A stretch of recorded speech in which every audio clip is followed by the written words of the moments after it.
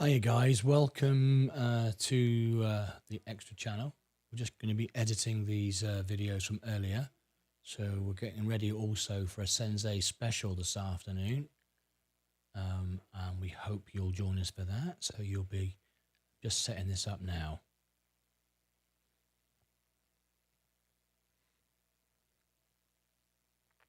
Getting ready for a Bitcoin halving this afternoon on the main channel.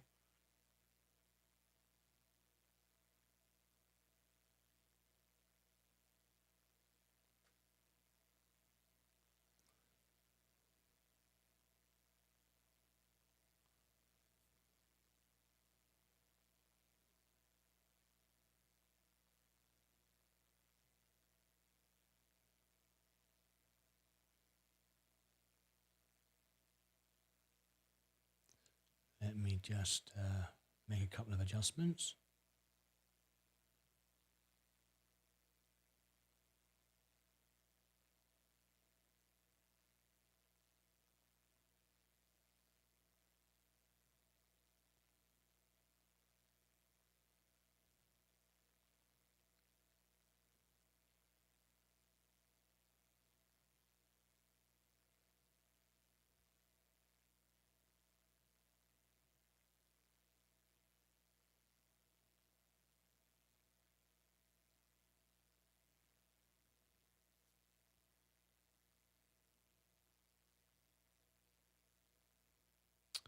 Just going to be doing a couple of edits for you in a few moments' time. Okay. Getting set for Sensei's show this afternoon.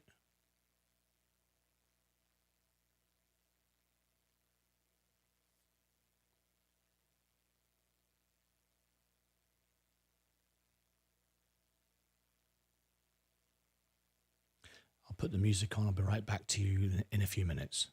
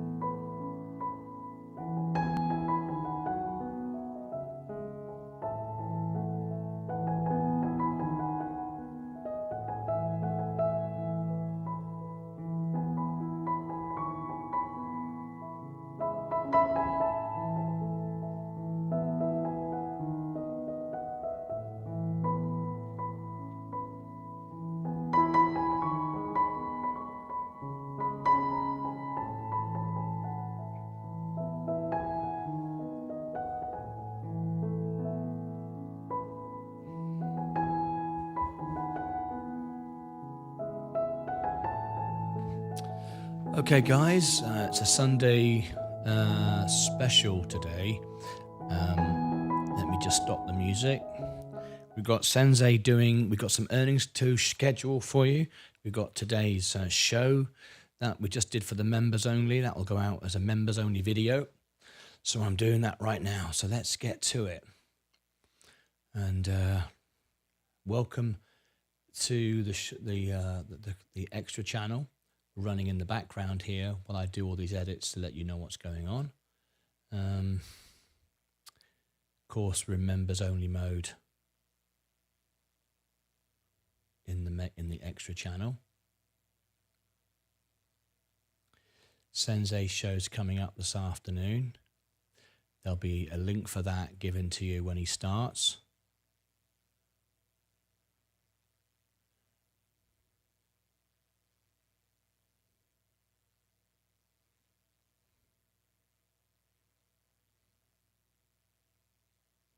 In fact, I probably should put on the screen main event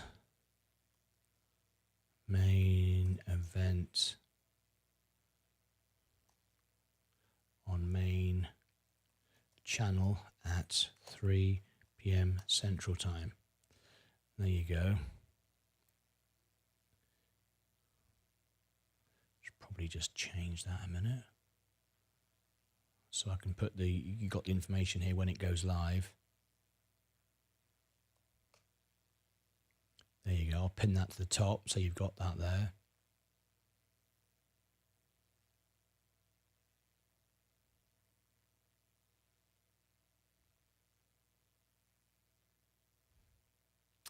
Okay, that's all set. You have that link there. Right. Let's get Sensei show done as well.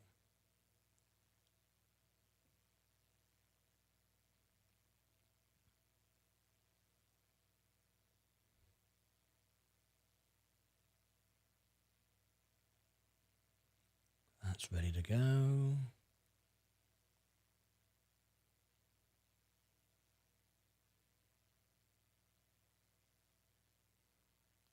How many people watched the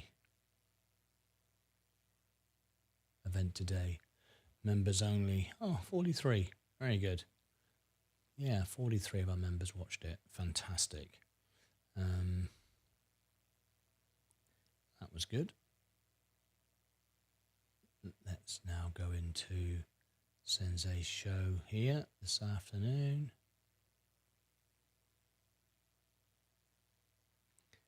And I'm going to rename this as well. This is going to be renamed.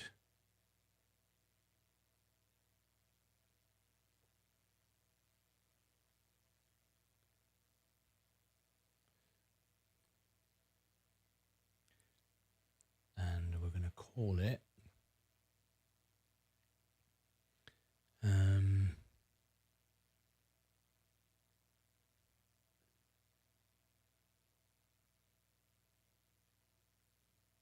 me take all that out. Bitcoin halving 2024 halving.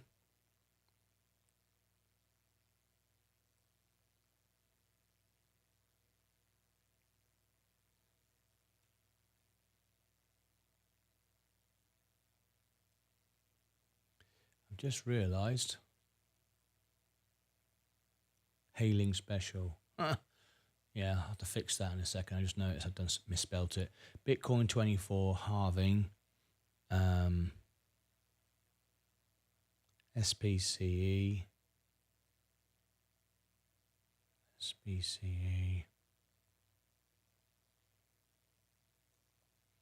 Under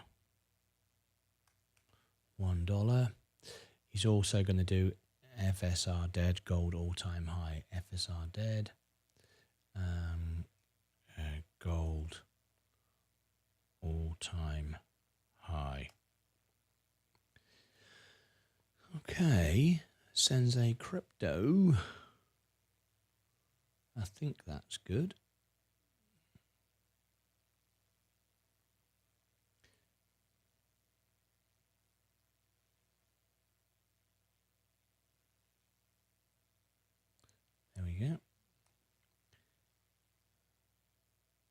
Save that. I'll redo the thumbnail in a minute. Live, edit.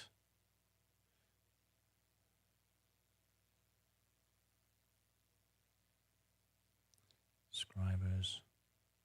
Yep, that's all good. Okay, so we've got that set.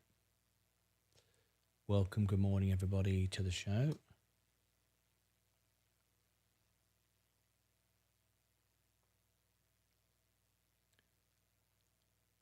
Right, that's now up to date.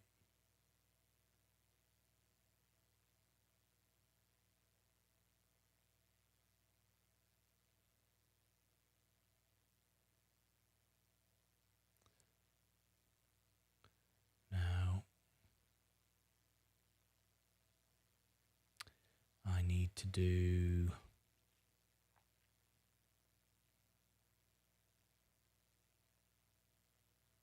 change the title.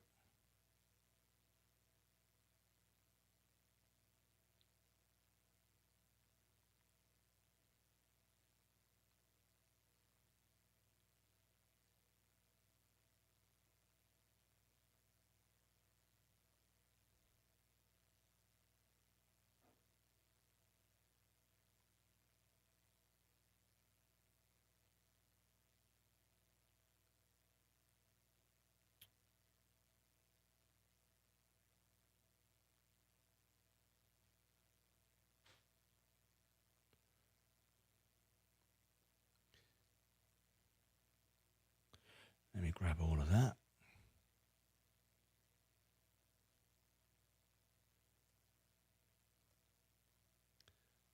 Right, Bitcoin all-time high, done that.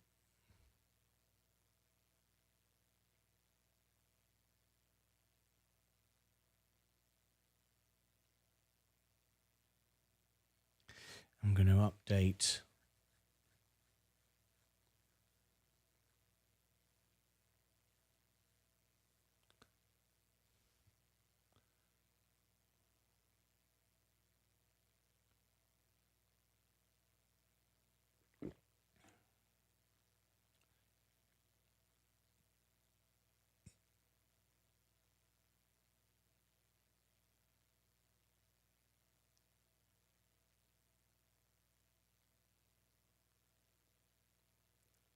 that'll do.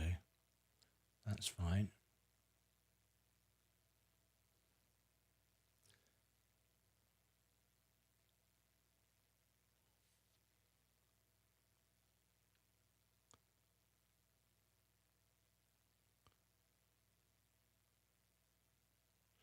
Let's make sure we're all set here.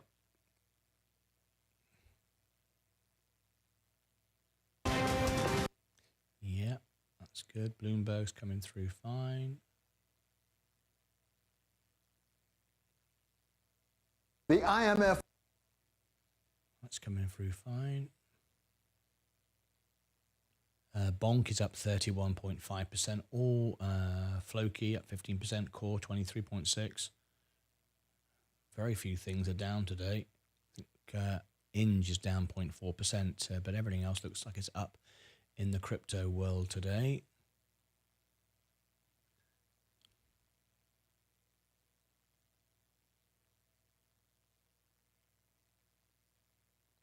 So we're going to create the event on Rumble.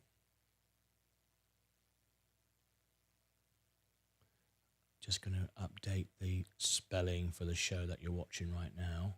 Noticed it's spelt incorrectly. Missed out the V.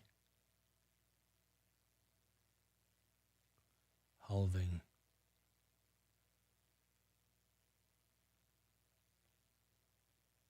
That's better. Okay, that's that done.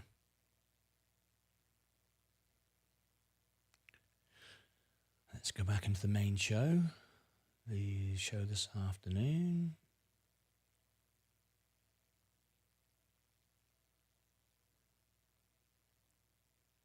Sensei show.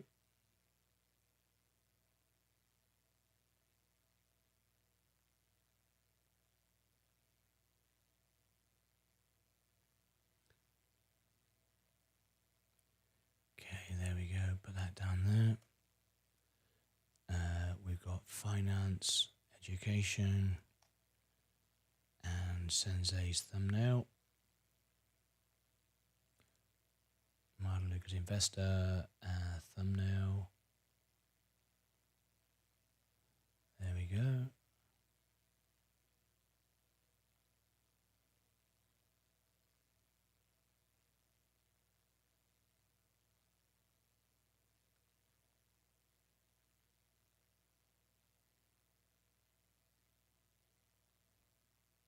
Let's download that.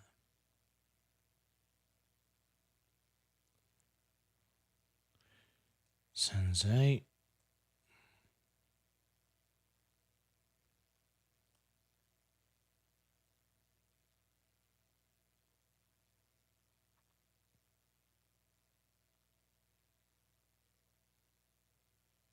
Okay, that's it. Add the tags.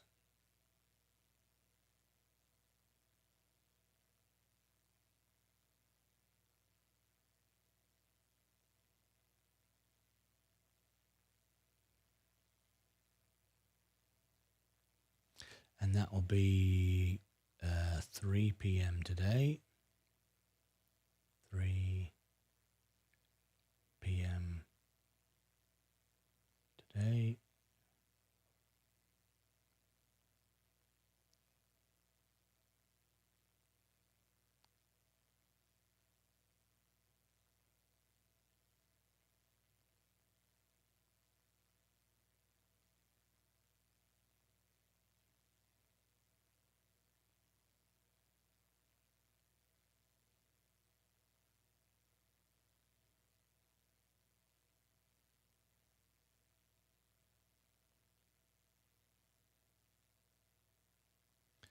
Just setting it up on Rumble.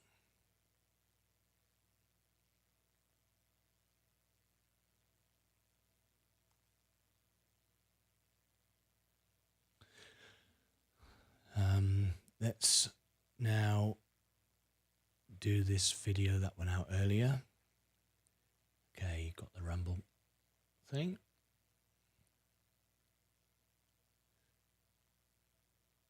Welcome everybody. If you just tuned in, we're just getting ready for this afternoon's show.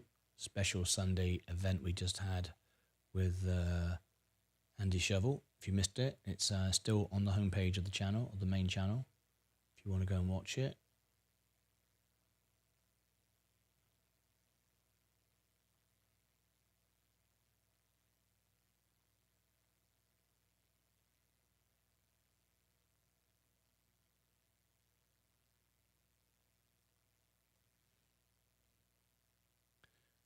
Just setting all that up. There we go. That's all done. This afternoon's show is set up. Okay, going well. That's Sensei's show. Right then, now we just need to do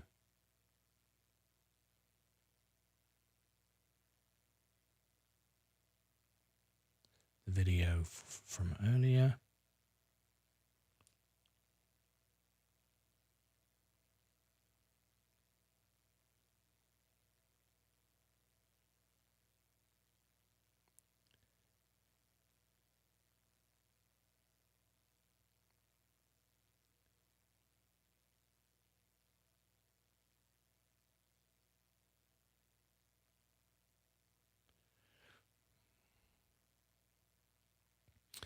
So let's bring this in.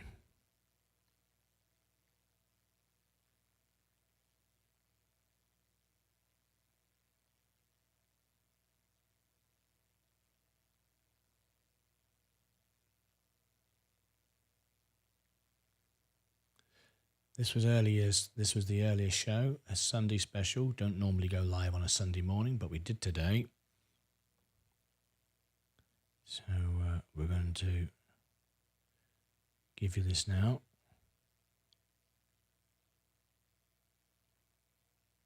Members only, of course, on the main channel. All right, you'll hear me edit it now. There we go. So Let's drop the compression in. They will be incentivized from the management down to the people working in the warehouse. They won't be incentivized. Minutes late this morning because me and Andy were chatting at 6 a.m. my time, and my eyes are a bit blurry at that time of the morning.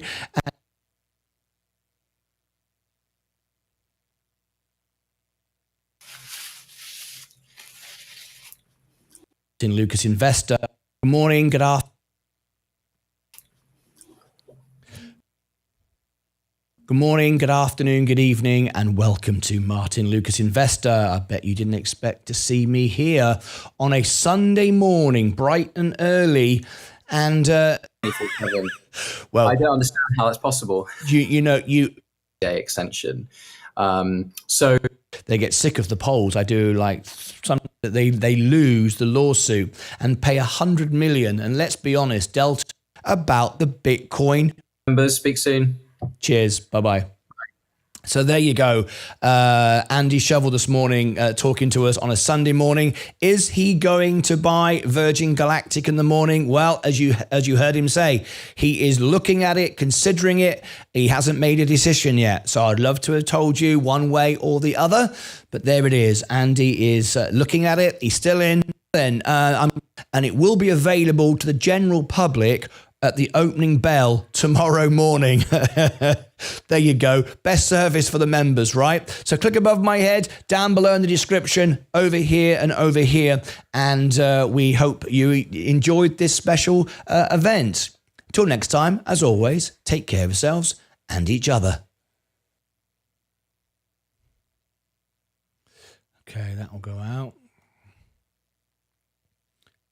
Dip to black.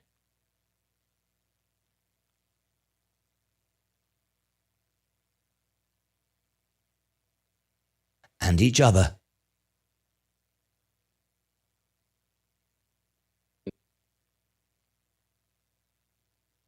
Export.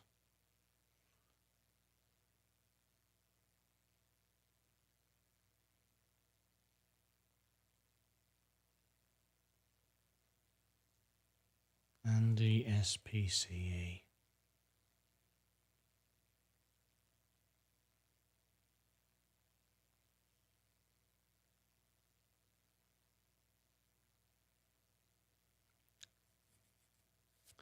Okay. There we go. That's now going. I probably should do a image.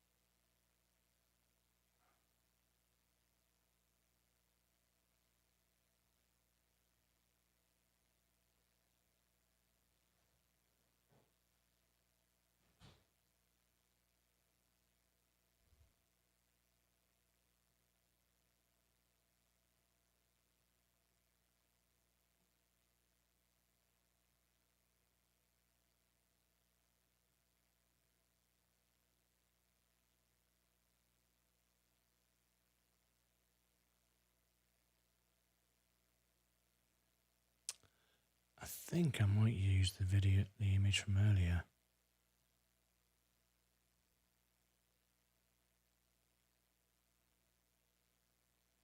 Yeah.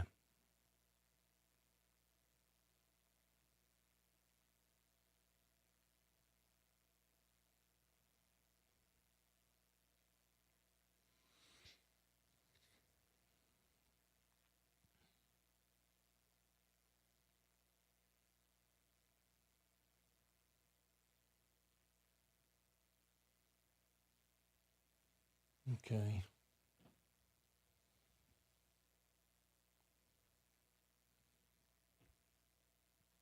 So what I'm going to do now is I'm going to leave you with some, I've got to wait. I've got 4 minutes to wait. And then I can leave you with some music. And then there'll be if you've missed the Virgin Galactic interview today, It will be available to you in a few moments. Once it's uploaded, you can go and see that.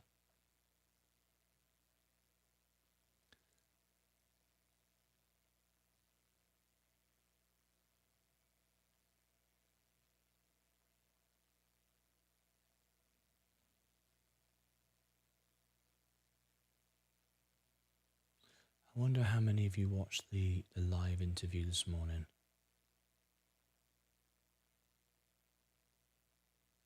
Let's have a little look at the analytics.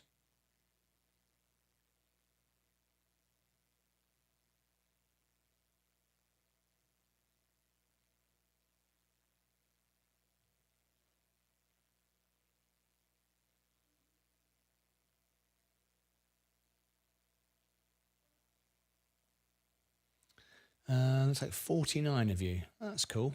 We've got 300 members, so 49 of you have already seen it. That's a good number. That's a 6 of all my members have already seen it. That's good.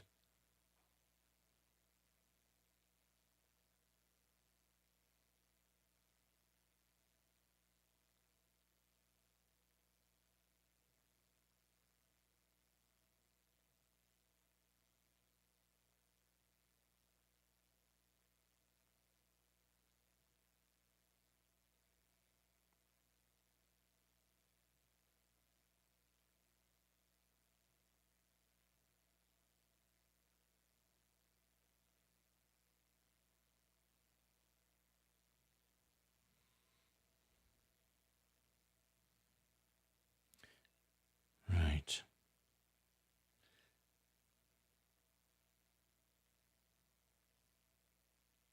How many of you set up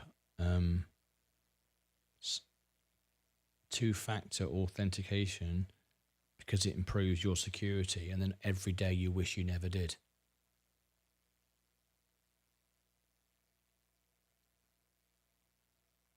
Ever done that? You set it up and then just think, I wish I'd never done this. But anyway, you have to have it, but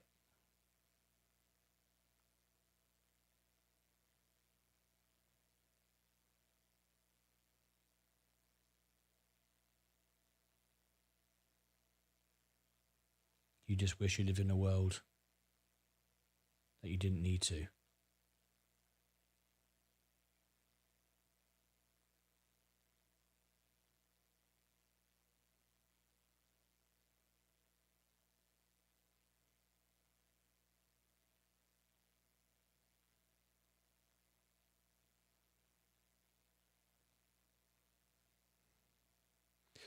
Right, the video is just about 1 minute to go.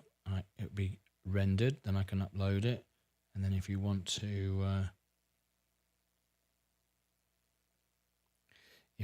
then watch the video this morning, the interview with Andy, you'll be able to do that.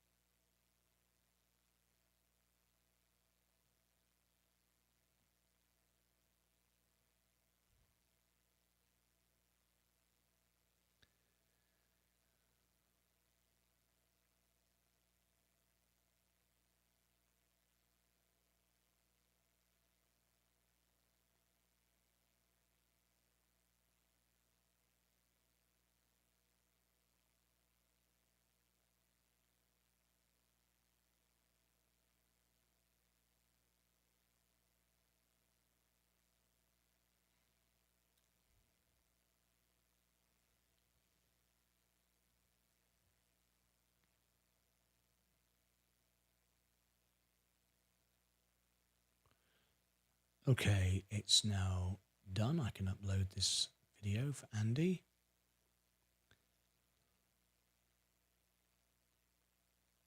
Andy, there it is.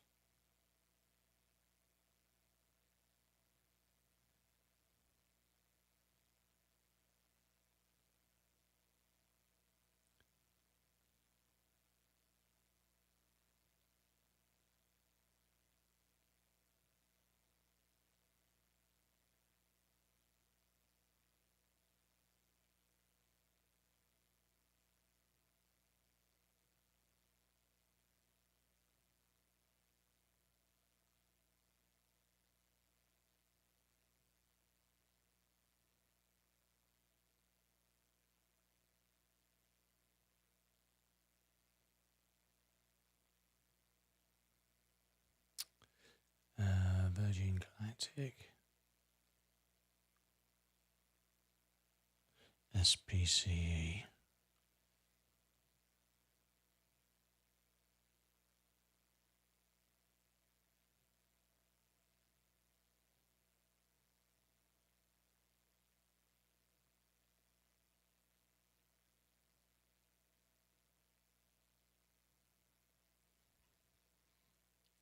It was quite a long video. It was 40 minutes.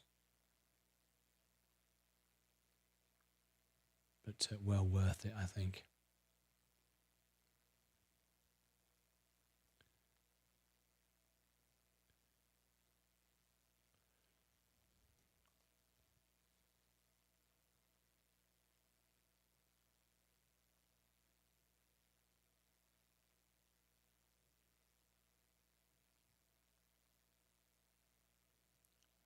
Best for the viewer.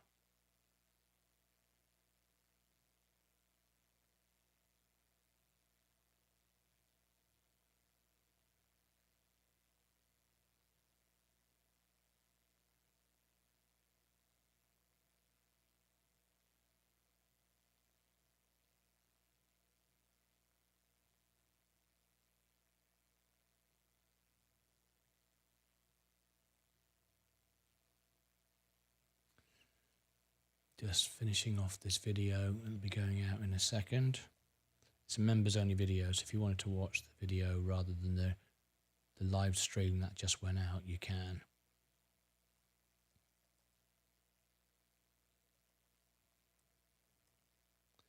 There you go. And the channel.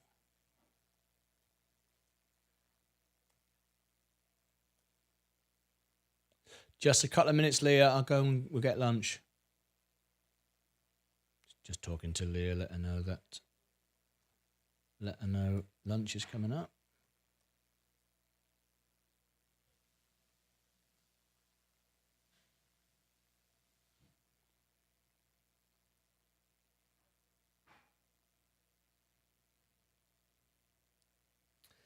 Right, it's going to take about 50 minutes to load this video, so I'm going to have to leave that, but I can shut all this down now and put the music on, and I'll be back with you shortly.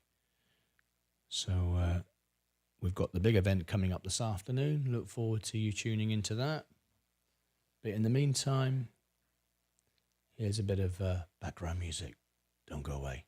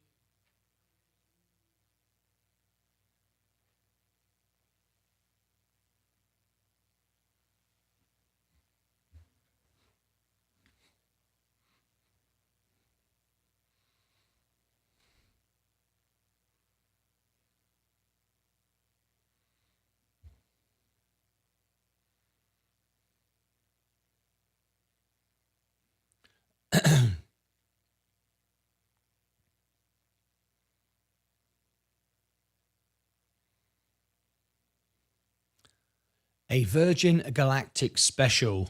Are you ready for the opening bell in the morning? I've just had a video call, which was a members only live stream with Andy Shovel, one of the biggest retail investors in the world. And I've been talking to him about the recent developments, of course, the vote for a reverse split.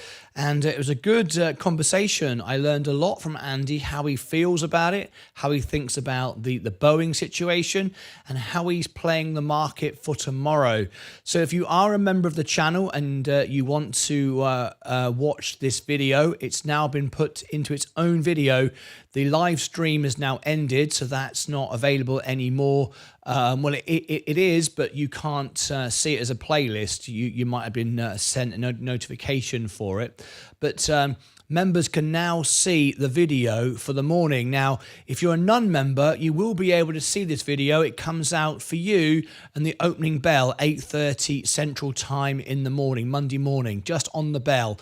So if you are a member of our channel, you can watch it now and find out what Andy is doing in the morning and a lot of information about Virgin Galactic, or you can wait for it to come out at 8:30 Central in the morning. So click above my link. There is the click above my head. There is the link, and down below in the description, and over here, plus the 12-hour stream that runs here as well. Go and check out the video, and we hope you get some information. It was a very, very good video interview. I learned a lot about Virgin Galactic. It was a great discussion. You might like to tune in too. In the meantime, see you back in the morning. Until then, take care of yourselves and each other.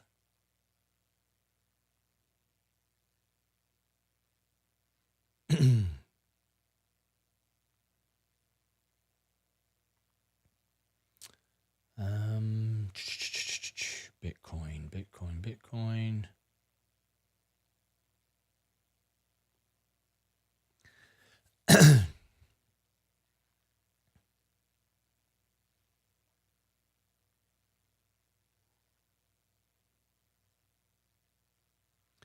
Bitcoin halving special event today. It's Sunday, April 21st, and it's at 3 p.m. Central, 4 p.m. Eastern, or that is 9 o'clock in the evening in the UK. With Sensei Crypto, we're going to be talking about the Bitcoin halving. Is it the end of FSR and other stocks as well? Space, Virgin Galactic as well. A lot of interest in that one. But the main subject matter today is Bitcoin halving. Where do we go from here? How are the markets going to trade this week? The macro conditions from a technical point of view, from Sensei's point of view. Join us for the Bitcoin halving today, coming up at 3 p.m. Central Time. Click above my head for the link down below in the description. Over here and over here, the extra channel will be running as well. Behind the scenes, if you want to talk in there as well. Get ready for an explosive afternoon with Sensei. We're talking Bitcoin.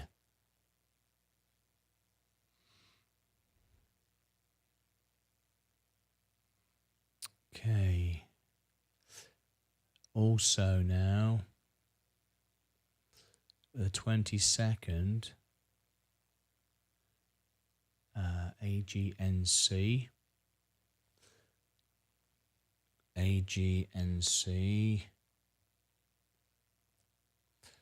We've got these earnings coming up.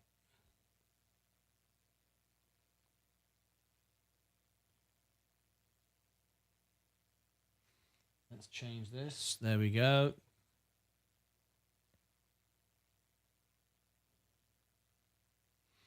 Let's make sure that's right.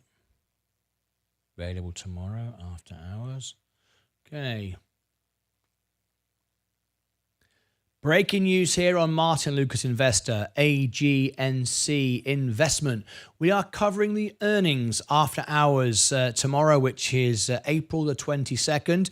One of our members has requested it, so we like to give service to our members. So after hours tomorrow night, Join us for the AGNC official earnings. We'll be tapping into the official earnings and displaying it for you with all the information that you need, plus chat afterwards and discussion. Join us. Will AGNC beat on earnings? We have a poll running right now. Perhaps you'd like to vote and get your opinion out there so we could all see what you feel. Click above my head. Down below in the description, you'll find the link for the main event, and I'll also post it here. AGNC, that's coming up tomorrow, which is April the 22nd, after hours. Join us. Should be a fun evening. AGNC. Let me change this background a minute.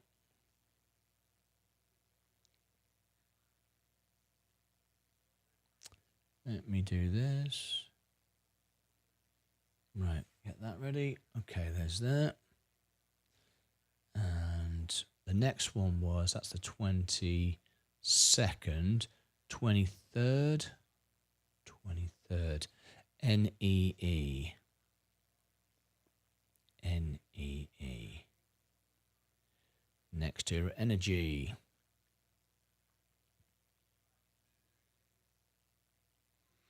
Next tier energy, Tesla. It'll be Tesla for Sensei. TSLA. Tesla.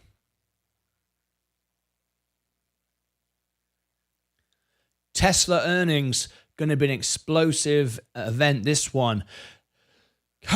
Get ready. The market is going to be all over the place. Elon Musk is in all kinds of problems. Are we going to see the stock going down to $110? Join us after hours on April the 23rd. This time on our extra channel with Sensei. He'll be covering the Tesla earnings, full technical charts, also tapping into the official earnings. It's going to be a big night. You don't want to miss this one. Click above my head, down below in the description, and over here as well. I'll put it. This is on the extra channel, and here we have our links to our extra channels as well, so you can follow that. On the main channel, we're going to be covering Enphase, Solar. Until then, take care of yourselves and each other. Tesla.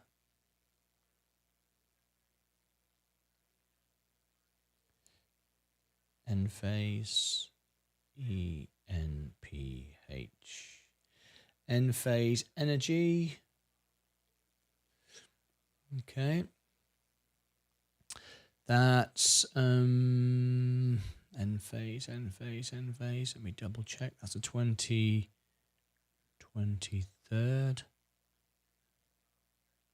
23rd, yeah. Enphase Energy, ticker symbol ENPH. After hours on the 23rd, we're going to be covering live the official Enphase earnings. This is the one that has one more earnings call to go before we see the market rally. Of course, that was before that interest rates were put. We expected interest rates to come to be brought down in June. Now it looks like it's going to be later on in the year, if not September. So we could have a quarter to go after this before we see the market rally. However, join us. We are covering the earnings live. It's always a very busy night. We'll cover the official earnings, and then we'll discuss afterwards. It's in the opening bell. It is April the 23rd after hours. We'll be covering it. On the extra channel, we'll be covering Tesla. You might be interested in that one. That's with Sensei on the extra channel. Join us. We also have a poll as well running on X. You can vote and let me know your thoughts. Will it be a beat or a miss for Enphase? Click above my head for all the links down below in the description. And over here, I'll put the earnings that you might like to go and see, Enphase and Tesla. Until then, as always, take care of yourselves and each other. Okay, that's that. 23rd, 25th. So with Google.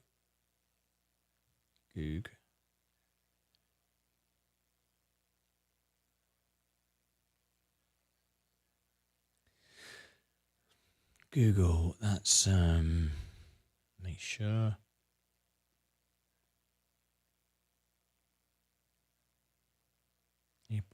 April 25th. Yep.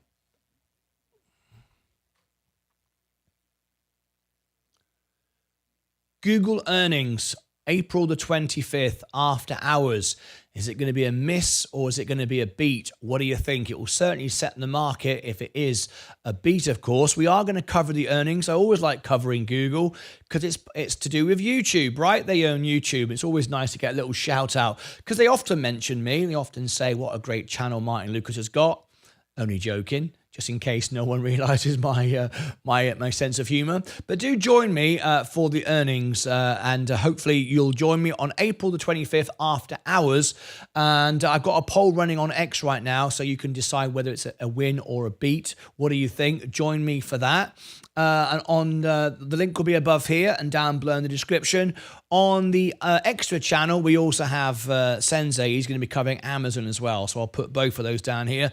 Join us for the earnings. Should be a very interesting evening. Google.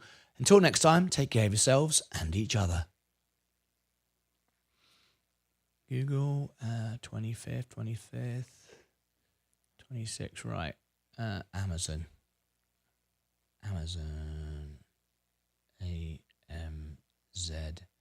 AMZN. Amazon. Sensei's covering this one. Oh, hang on a minute.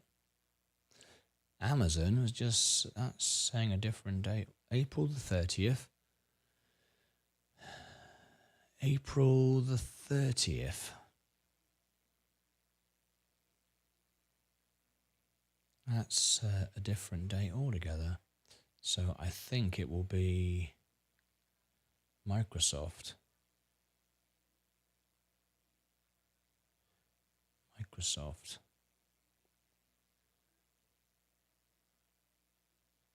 April 25th. April 25th.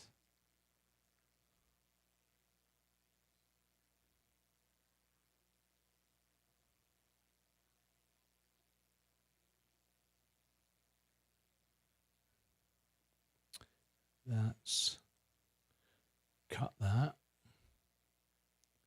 April 30th after hours. There we go, April 30 after hours. So this is Microsoft, April 25th. April 25th, okay.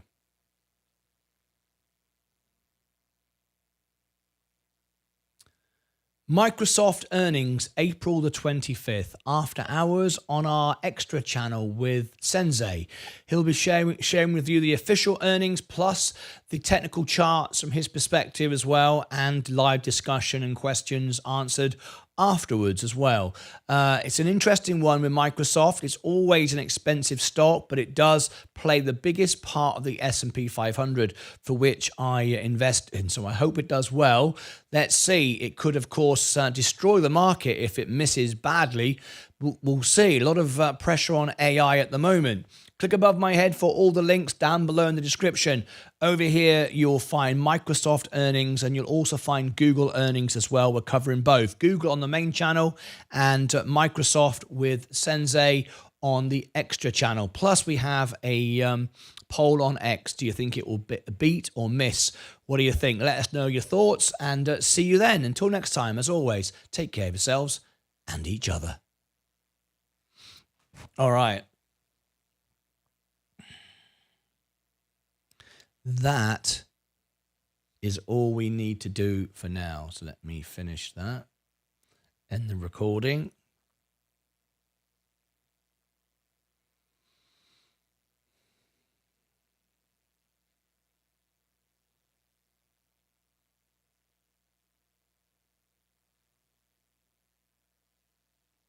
That's tomorrow's show.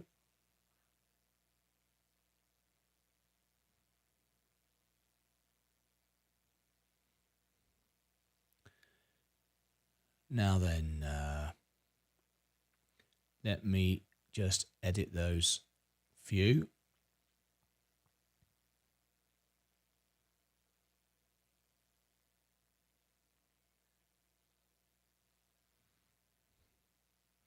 And And then I'll put the music on again. We've got premieres coming out. We've got Sensei's show this afternoon. A lot going on. Even for a Sunday, it's a lot, isn't it?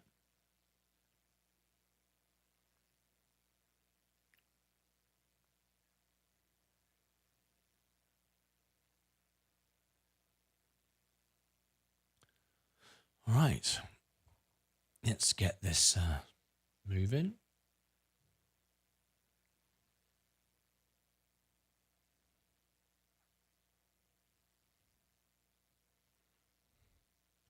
We've got a premiere as well coming out very shortly.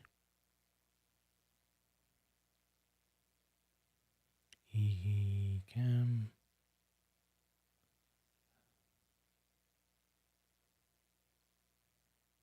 $9:30. That was this morning's show.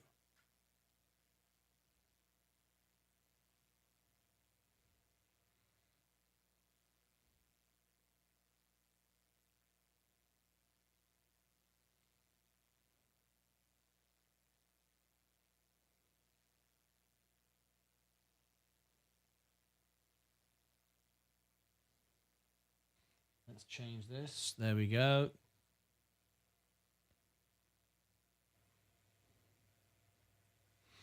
Let's make sure that's right. Right, here we go. A Virgin Galactic special. Are you ready for the opening bell in the morning?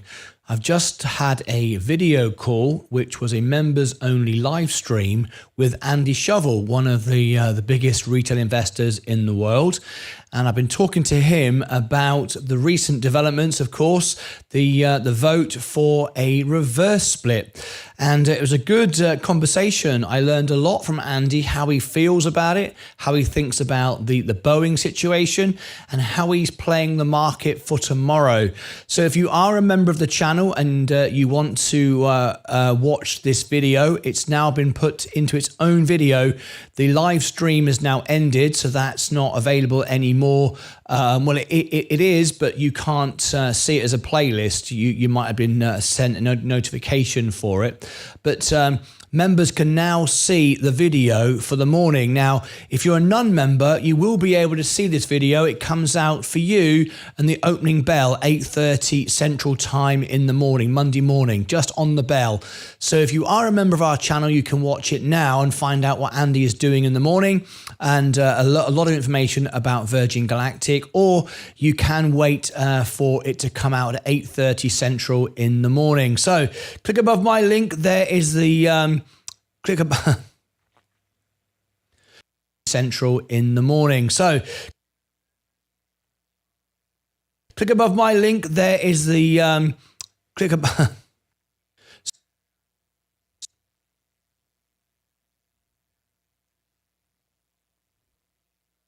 Here in the morning. So click a morning. So in the morning.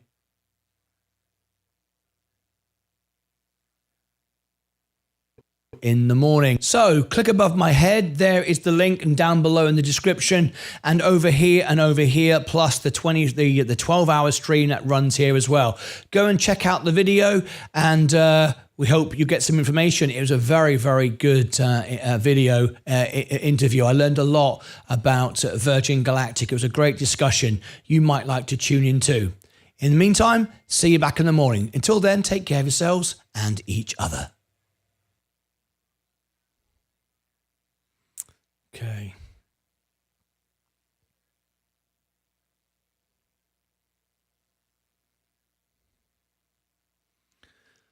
So we'll call that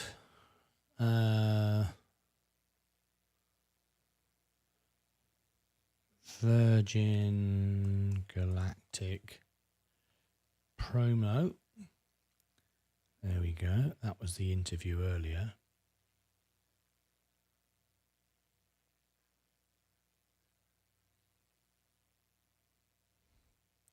Then after that, we had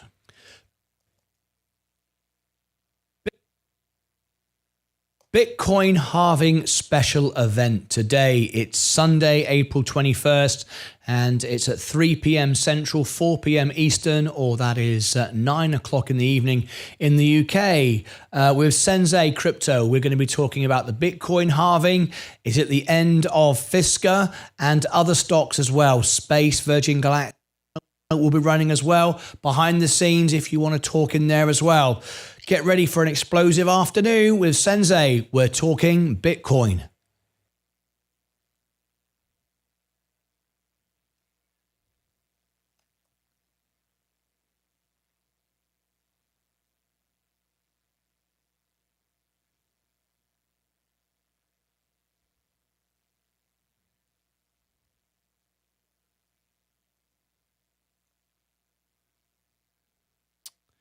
Bitcoin, there we go.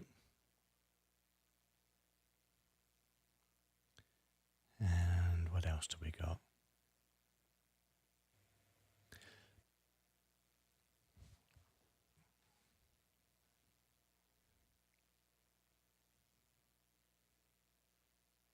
Breaking news here on Martyn Lucas Investor, AGNC Investment. We are covering the earnings after hours. After hours, join us. Should be a fun evening.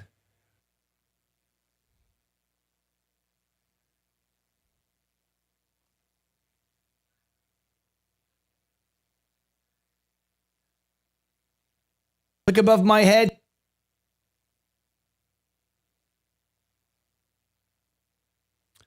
So there is.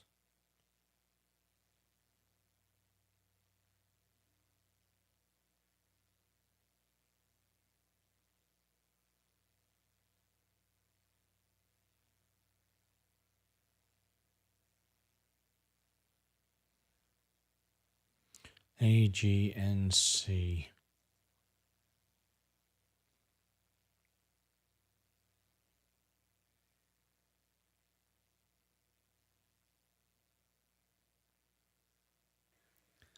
Tesla earnings.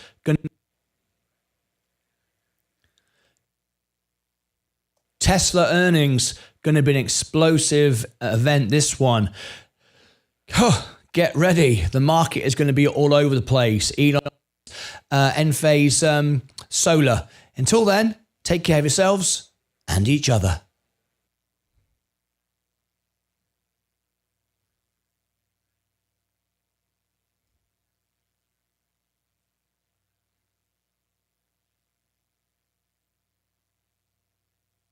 We're going to be covering Enphase. Tesla promo.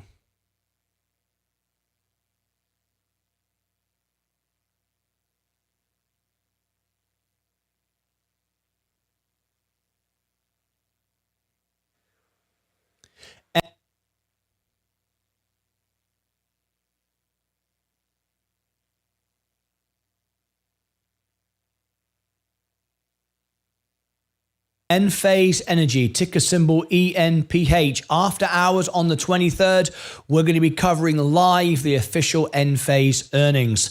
This is the one that has one more earnings call to go. Enphase Energy, ticker symbol EN. Here, I'll put the earnings at you, Tesla. Until then, as always, take care of yourselves and each other.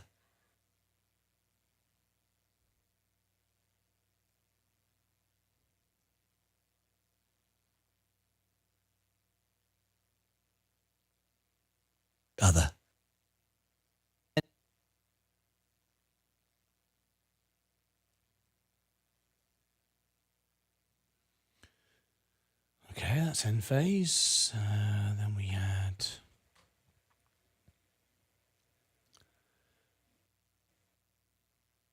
Google earnings, April the 20th. Google. Until next time, take care of yourselves and each other.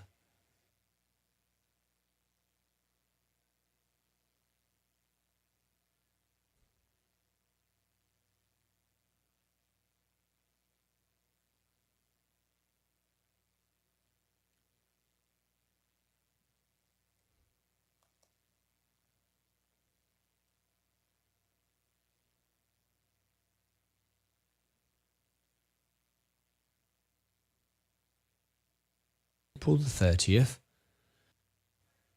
Okay.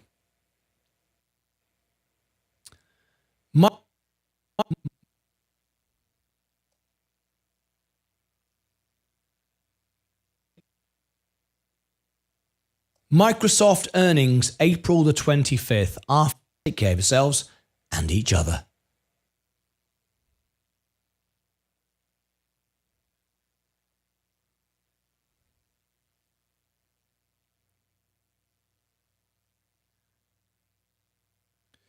There we go, Microsoft. MSFT. Promo.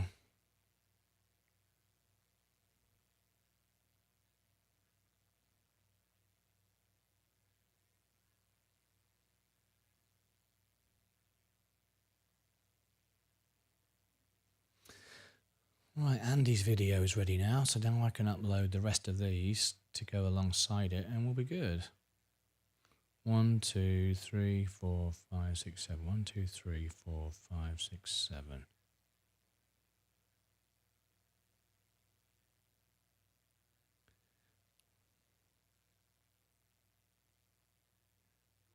One, 2, 3, 4, 5, 6, 7.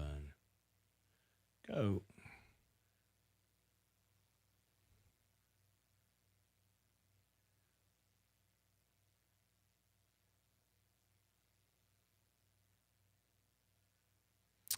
Okay, load up the studio again.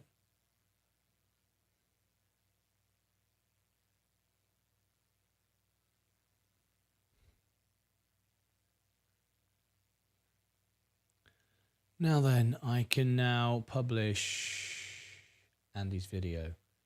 Andy Shovel. There you go.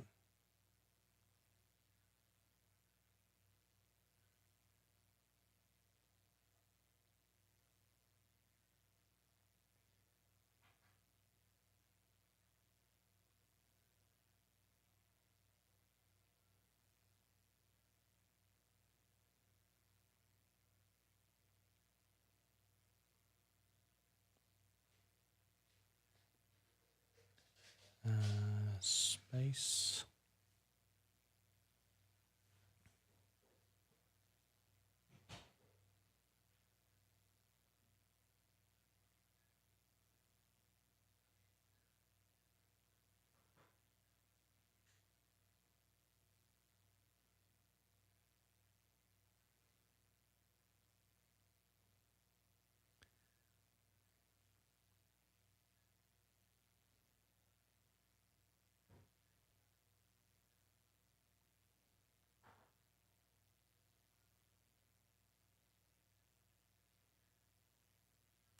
Okay, this can go. This can go.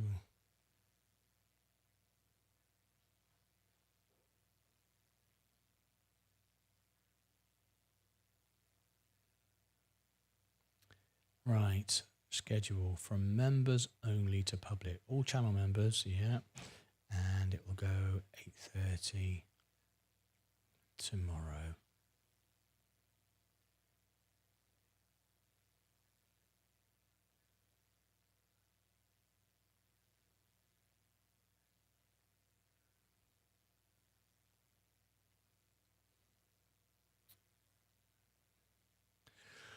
From members only to public.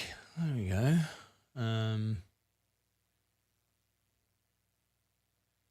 All channel members.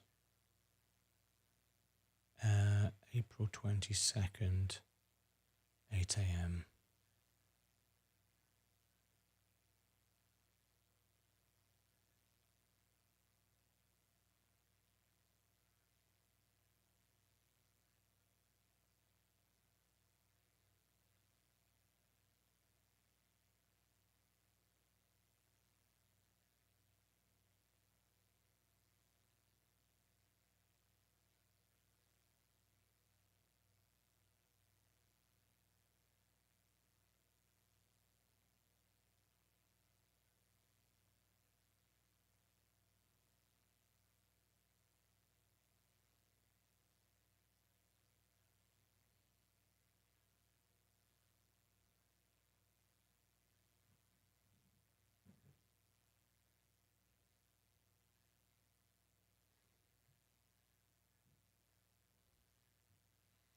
Okay, that's gone out.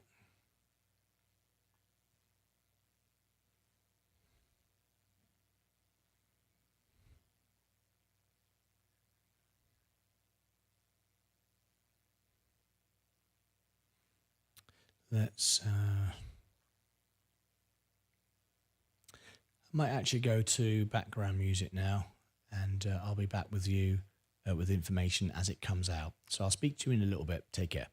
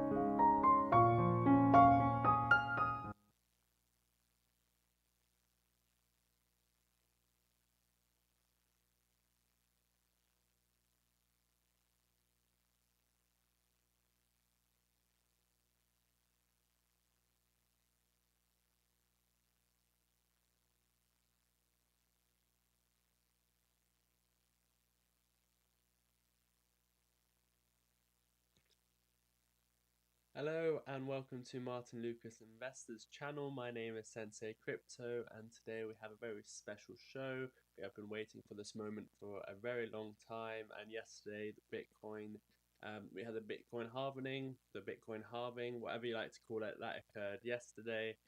So we're going to discuss that on the show. Also a terrible week for SPCE, that's under $1 right now.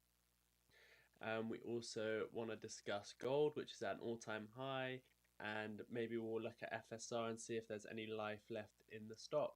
So thank you all for tuning in. If you are watching this live, please do hit the like button. If you're watching this later on as a video, please do also hit the like button and subscribe if you haven't already. I'd like to try and answer everyone's comments in the live chat and afterwards as well. But yes, thank you for tuning in. We've got low volume. I'll see what I can do about that. Got you on full there. Low volume. Okay, let's see if this is going to be any better. Sorry for that. If you haven't heard what I've said, it's an exciting, very exciting week for the Bitcoin halving event. It happens every 4 years. It happened yesterday. Yes, that's what we're going to be primarily discussing, along with SPCE as well, which has dipped below $1. If you're watching this later on, you can always have a look at the chapters underneath and see, skip to exactly what you want to be watching, or you can watch it all the way through. Thank you, Martyn, for letting me know about the volume. Okay, let's get straight into it.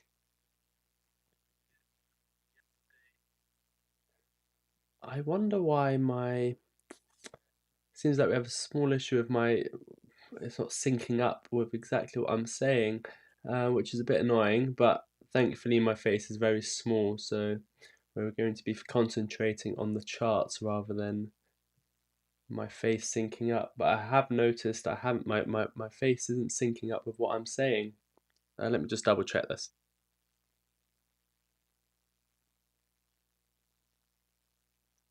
There's something I normally do to fix this, and let's see if that's any better. Nope. Not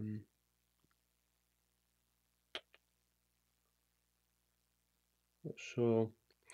Sorry about this. It's just I've noticed it's annoying me, and I'm sure it might annoy a few guys where my mouth isn't syncing up to what I'm saying. I wonder. Normally a mic delay button, which I can try and figure out, but I can't see it right now.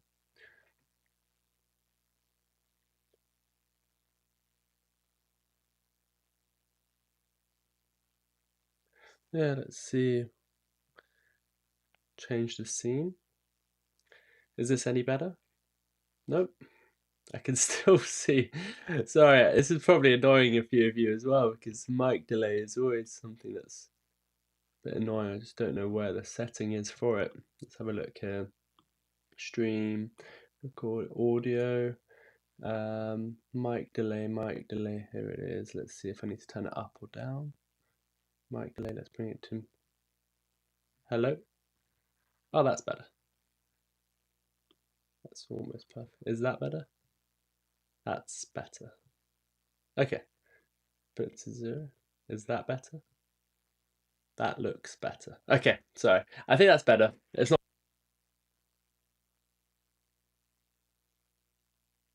Sorry, I think that's better. It's not going to be perfect, but it's much better.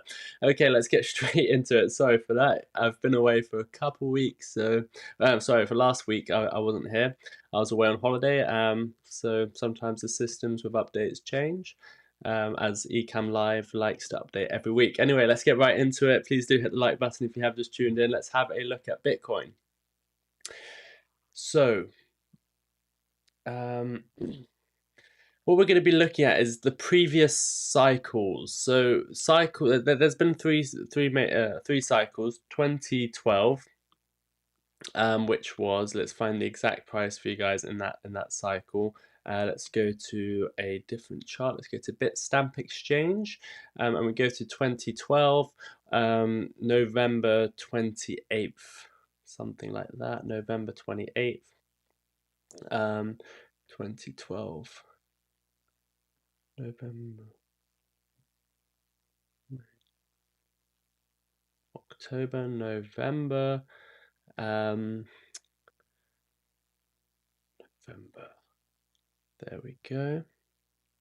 So the price was about $11, $12. And in that cycle, the maximum price that Bitcoin achieved after the first halving was about $12,000. So from the point of halving, it was at $12.50 to the maximum price of around 11,063. That was about a return of 93 times. So there was a 93x in the first cycle, and you can see it was very explosive, but some people might say it was in its early days. Of course, it's going to go up that much. It has nothing to do with the halvening. But then we look at the second cycle in 2016, in July of 2016, which would have been around July of 2016 was just about, let's zoom in for the people that aren't watching on TVs. It's about here. The price was sat around $620. It was just here. As you can see with this halvening, as soon as the halvening occurred, it was on the 9th of July. So you go around here, the price was $674. The price did actually go down about 32% in the 3 weeks after. So you can see that just because there's a halvening doesn't mean you're going to go to the moon straight away. It does cause volatility. It can be a sell the news event. There hasn't been too much volatility since the halvening yesterday. Yes, that we did drop to nearly 60,000, but there hasn't been too much volatility. Of course, we haven't had a 30% drop like we did in 2016, which was the halvening before last. So we did have a big correction. But once we had that correction, we can see that we went on this very, very big bull run. So we went for a price around 638 all the way up to 20,000, 19,600. So we had a 30x. I will reply to everyone's comments soon, but yes, we did have a 30x since the point of halvening, not since the cycle bottom, but from the day of the halvening, we had about a 30x return. So again, the halvening was the catalyst, or some people may say it's the catalyst. I do believe it plays a role into it. And we had a 30x, and then we had one more halvening before the one we had yesterday, which was in 2020. It was on May the 19th. So we go to 2020, May the 19th, which was around here. The price was, we can go into the daily time frame here. So we can see exactly what happened last cycle on the day and the days following. So we might have an idea of what's happening in days to come. So we go to May the 11th of 2020. So let's find May the 11th. Which was, let's find the exact day so we can see what the price action was.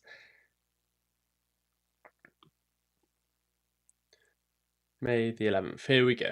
So on the day of the halvening, we can see this is the candlestick right here. We did have a red day, and then the 3 days that followed were very bullish, and then we went sideways for 4 days, and then we went down for 5 days, and then we went up for 5 days, and then we went sideways for 5 days, then we went down and sideways for 10 days, then we went down for 4 days, and we went sideways for another 20 days, and then the bull run sort of started. Then you had in about 4 or 5 days, you've had a sort of 30% move up. And then again, about 2 weeks after, you had a 15% correction. And then the bull run didn't really start until a couple months after that. It was sort of October, a few months after, and then you had the explosive move up. So just because the halvening happened doesn't mean in the next couple of weeks where it's going to be explosive moves up. Yes, there was 20% moves. There's probably going to be 20% moves up, 20% move down. You're not going to miss out straight away, but it does have a catalyst that we are going to start moving up. So what happened then is, in that cycle, we went up to $69,420. And that was on a few exchanges. We saw that on this exchange, it was exactly $69,000. I know on Coinbase it was $69,420, I think, which is obviously a little bit significant. And that was an 8x return from the point of halvening. So what I've noticed is first cycle was a 93x. And then if you divide that by 3, the cycle after was a 30x, a 31x. The cycle after was about an 8x. So what do I reckon now? The halving price that we were at yesterday was about 64,000. That was the price of Bitcoins. Yesterday, at the point of halving, the price was about 64,000. What do I expect for this cycle? And by this cycle, I mean in 2025. Where do I see the high? I do believe the high of the cycle will be in 2025.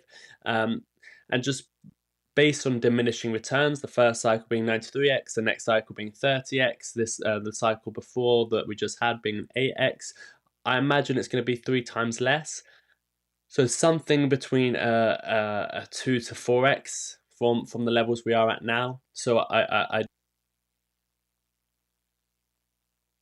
surpass 100,000, and it can even go to just above 200,000. So my target, my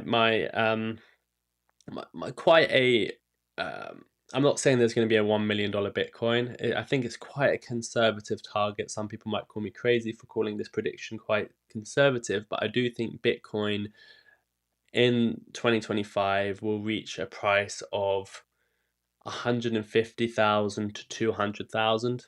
So yeah, that's where I see Bitcoin going. I do see Bitcoin's price going to somewhere around this area here. So if you're looking at the daily chart, I believe we're going somewhere around here. And I do believe it will happen quite quickly. Most of the gains will be in 20-day time frame. That's why I'd like to be invested. That's why I am invested. Will I be picking up some Bitcoin along the way? Yeah, I mean, if we do get a 20-30% correction in the next month or so, if we come back down to the 50,000 region, then yeah, I think that's a good next great place to buy. Can we go as low as 20,000, 15,000? I believe they're off the cards now. I don't think we're going any lower than 20,000, 30,000 anymore. We have had the halving. We haven't had any terrible news come out. Yes, there can still be a recession that could bring us down to 30,000. Can it take us down to 15,000? I don't think so. I think I can safely rule out 15,000 now. And as we were going up, it was becoming more and more apparent we weren't going to have the secondary crash we were looking for. And that's why we've been dollar cost averaging in, and that's why we've been buying at 30,000, 15,000. I know Martyn's the only price Martyn had paid was anything that was under 16,000 for Bitcoin. That's the price we believed that Bitcoin was worth at the time, and that's the price we put a significant amount of cash in. That's the price we were looking to buy some altcoins. We bought XRP at 30 cents. Anyway, I'm not going to go into all those details. However, once the market structure was changing, once we broke 30,000, it was becoming more apparent that the bull market had started. And I don't think we've seen the massive gains. What I do believe will happen now is when we go into the Bitcoin dominance chart, which will be representing how much of the crypto market is in Bitcoin. We can see currently 55% of the crypto market is in Bitcoin. I believe over the next month or two, altcoins are not going to be the big gainers. Yes, there's going to be a few meme coins that have 1,000% moves, but I'm not here to gamble. I'm trying to look for the good coins. I'm trying to invest in the higher market cap coins, which are less risky to be rug pulled, less risky to be scammed. Scam coins. What I'm looking at here is Bitcoin dominance. It's at 55%. I believe Bitcoin dominance before there's an altcoin season will rise higher. Yes, we've hit 55%, which for a long time, ever since Bitcoin dominance was about 43%, when it bottomed out 40%, my target has been 55%. So I'm happy buying altcoins now. However, I do think it can go a bit higher. It can even go as high as 71%. But my target really is once Bitcoin dominance hits 60%, meaning more money is flowing into Bitcoin, more people are buying Bitcoin compared to altcoins, more of the crypto market is in Bitcoin. I think that's a point where you start looking at altcoins, because where you're going to make your money is not with a 3x on Bitcoin from the prices we are at now. It's when you make a 10, 20x with the altcoins, 100x with the altcoins, and you want to be buying in, you want to be turning your Bitcoin into altcoins when we push up a little bit higher in the Bitcoin dominance. So my target is about another 10% move up for Bitcoin dominance. And as you can see in previous cycles, for example, we go to the last cycle, which was 2020. Let's just go there to, what was it? It was the July of the 9th. So July the 9th is here.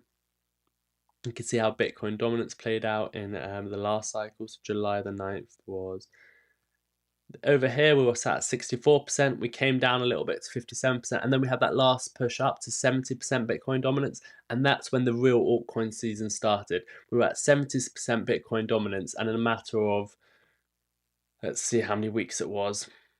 In about 18 weeks, 126 days, Bitcoin dominance fell 43%, and what that meant was altcoins went crazy. Altcoins were making 10, 20, 30, 40, 50, 100x's. I made a few 100x's last cycle on altcoins. You're not going to make that with Bitcoin. So we do want to find out the area where it's a good idea to start turning Bitcoin into altcoins, or if you're not holding Bitcoin, an area to be buying altcoins, and that's still going to be on the top of my list. Yes, we've had the halving, but the halving is not the most important part. The important part is to be adding to your altcoin positions.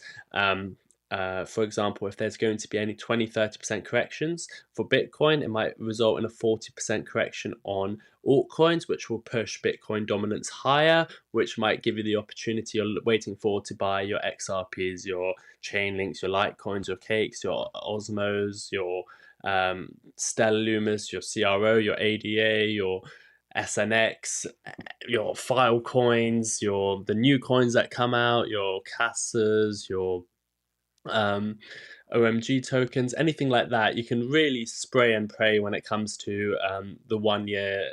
You basically have 1 year to make a lot of money with altcoins, and that can start in about 3 months' time, where you can just be putting money in any altcoin, obviously knowing that you can lose your money.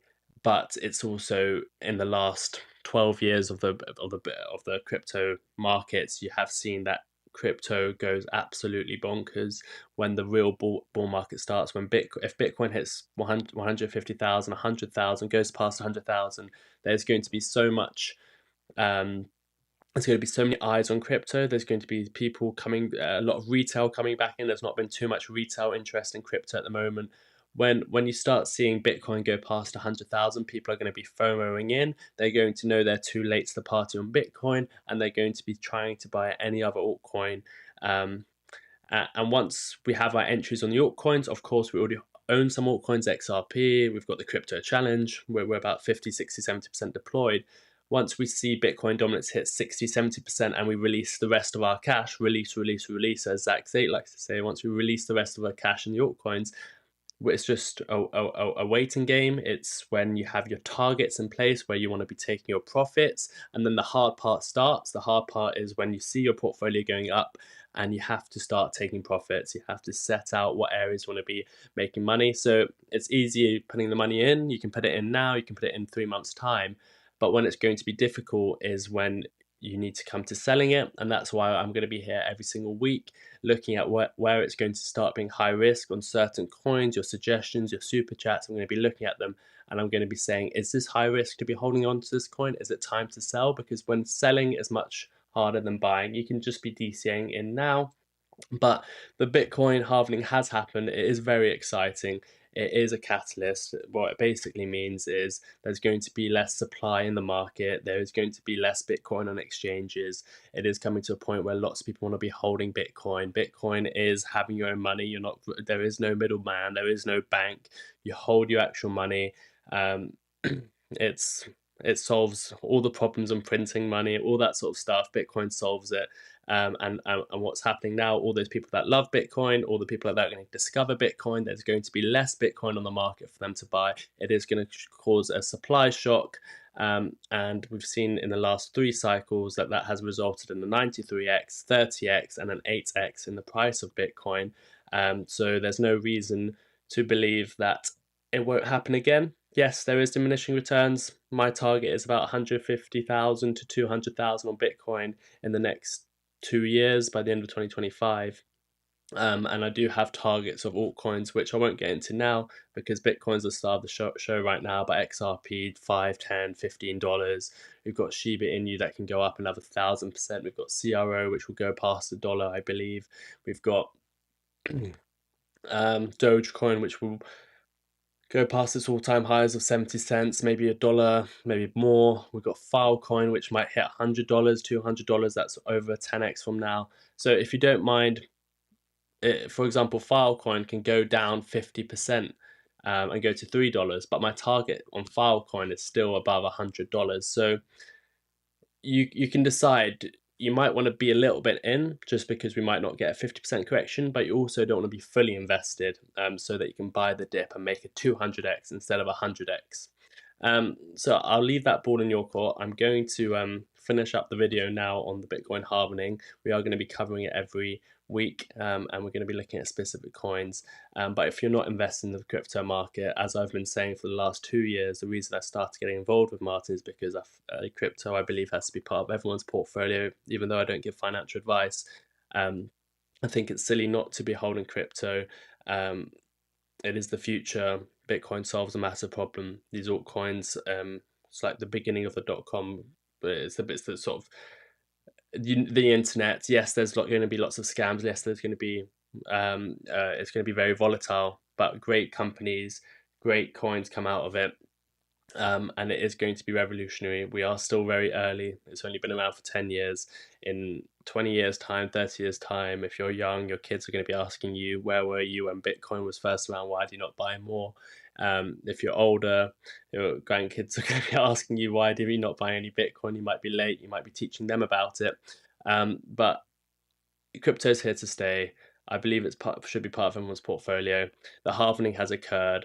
And it's very exciting. So I'm going to finish up the video now. If you did enjoy the video, please do hit the like button.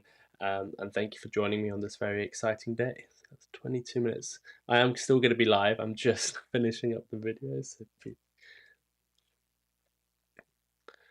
22.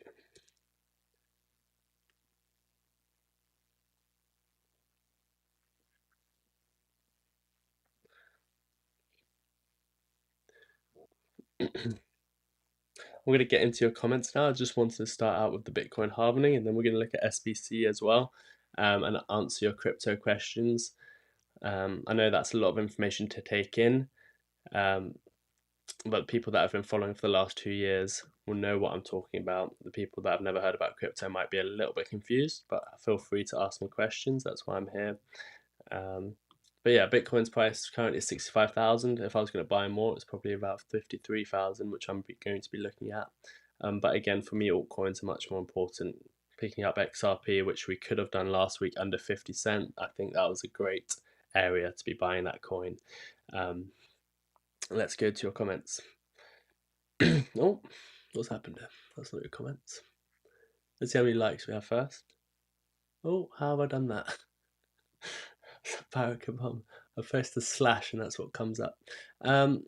We have 24 likes, 23 watching. Thank you for liking. If you haven't already, please do hit the like button. My camera has gone a bit weird. Let's go up here.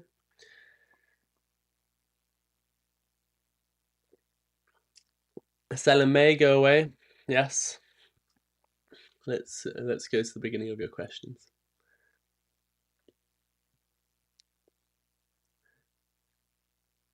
David, are you here? I saw your comments from before. Are you in the show today? How much cash in your attic? Very good news for Fisker. Let's go through this comment. I thought my Bitcoin would be 100k by now. It normally takes a few months, couple months for the Bitcoin halvening to really get going. It just because the halvening's there doesn't mean instantly you're going to start seeing crypto going up. And maybe, who knows, this cycle could be could break all the previous cycles, and that's always an option. It doesn't, just because there's a halvening doesn't guarantee it. It's just, you have to go with the history. The history always rhymes until it doesn't. Ibrahim Wolf says, yeah, but I'm talking about keeping them 5 to 10 years, hoping it gets to real intrinsic value as of 4 months ago. I think that's about FSR.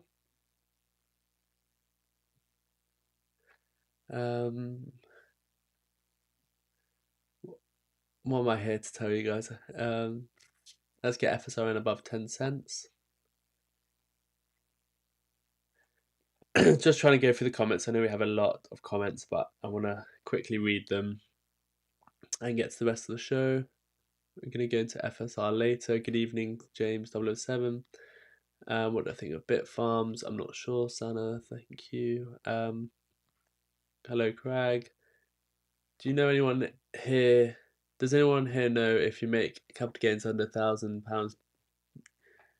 If you make capital gains under £1,000, if you have to report this or pay tax? Under 1,000, I don't think so. But I'm not a tax advisor. But under 1,000, I don't think so.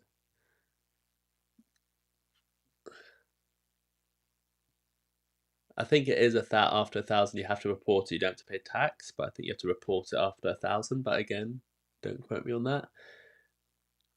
Can you look at Hood, Rallo 1? If we have time, we get onto it. If you super chat, I'll do it straight away. It's just very busy. I can't look at everything right now.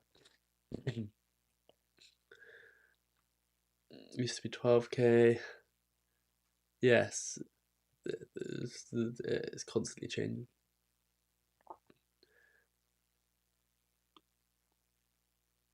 Craig, I don't know. Unfortunately, I leave that to the tax man. I really don't know the ins and outs. And I don't want to give it. I don't want to be misquoted. But yes, it's 12,250. Capped. No, sorry. 12,000. Yeah, I think it's 12,250. Is. Wow, I'm getting confused between income and capital gains, but I think it's. I'm just not going to comment on it because you can search on the government website and get a very straight answer very quickly. I heard a rumor of Fisker and Stellantis could be in partnership. Even a rumor sounds interesting. That is interesting. Thanks for that. If Bitcoin hits 150k, I'm going to be filthy rich. Let's hope it does, Sana. James 007, did you know that just before last Bitcoin halving, COVID was announced and the markets got scared? This time, just before the Bitcoin halving wars are announced, and again, markets are scared. Very similar. Yes, two very similar things. Of course, COVID caused a much bigger correction, but it's nice similarities. Thanks for pointing that out, Sana. The war doesn't seem like it's going to happen. There isn't too much fear anymore. Rallo1 donated $2 yeah, but through a the super markets chat. have reacted. Please look at it. Especially the stock market. Look how the Nasdaq and SP dropped last week. Yes, thanks. Okay, thanks, Rallo. I just saw the super chat. Let's just quickly get with. I was just very close. So until the super chat pops up, I'm quickly gonna read these. Did you? There it is. Rallo1 donated $2 through a super chat. Please look at it. Thank you, Rallo. I'll look at that right now in 20 seconds. If you want me, Steve, if you want me to look at Pan American Silver, which will be quite interesting, please just do a super chat like Rallo, and I'll look at it straight after Rallo. Selling may go away. That might be a good thing to do. I agree, collage is true. However, Beijing news announcements adding to fear. Sensei, are you sure about the wedding? It's all locked in, Vaz. There's no escaping it now. 2 weeks' time, I won't be here on the Sunday show because my life will be getting ruined. I'm getting married. Can we look at Hood? Yes, Rallo's just super chatted for Hood, so you can thank Rallo1 for that.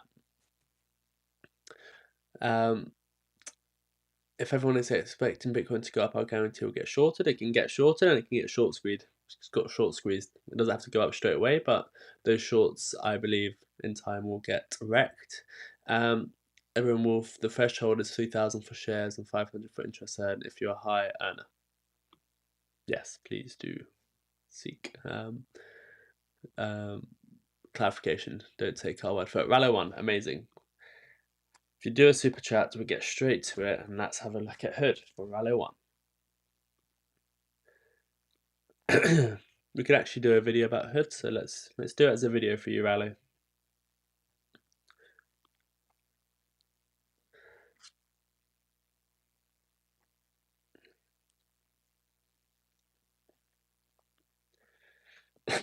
Sorry, I'm slightly unwell again, so do excuse me.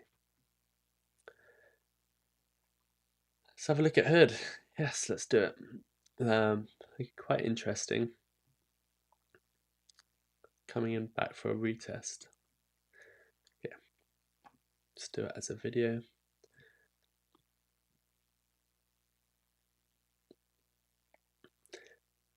Thank you, Martin. Yes, let's have a look at Hood.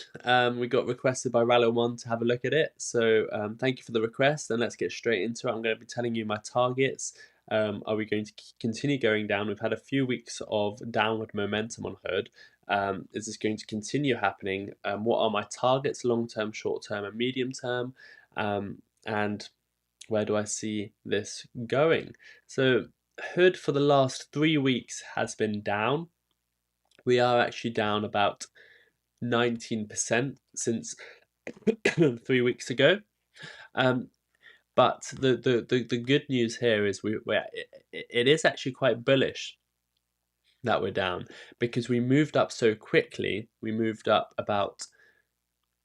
we've doubled the price of Hood in 49 days, which is a relatively short amount of time for the price to double. And you can't go up in a straight line. You have to come back down to support. And where is the support? The support is, I haven't moved any of these lines. I keep these lines in for the technical analysis. The support is at 1646. That's exactly where we have bounced from. So what we need to hold on to now is 1641, 1646. That is the level of support. That dates back to Steve March Worley of donated 2022, when we $2 through a came super up and chat. tested it as Please resistance. look at PAS, What we want to do is turn that Pan-American Silver. resistance into support. And that's what we're looking to do here. If we turn it into support, it's very bullish. It means there's more market participants. It means we're having a higher low, which means more people are involved, which means the price is more stable, because you're not going up in a straight line. You're coming back down, you're retesting, more people can be buying in. Here we go. Sorry, a super chat for doing a video. Steve Worley donated $2 through a super chat. Please look at PAS, Pan-American Silver.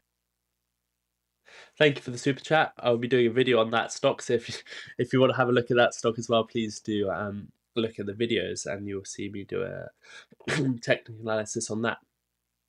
Anyway, back to Hood. Sorry, I'm actually a bit unwell, so if my voice is a bit weird, then do excuse me. So yeah, what I was explaining is we're coming back down for a retest at $16. If we drop below 1646, which I think is quite a good buy level, it's the first buy level we've had in a while.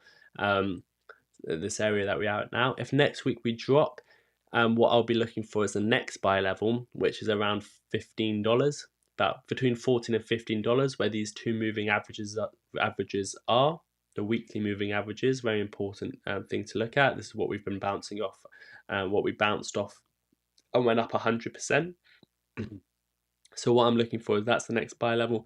And then there's two more a bit lower down, which is at $13 and $11. If we go all the way down to $11, it is still bullish. It is still a higher low.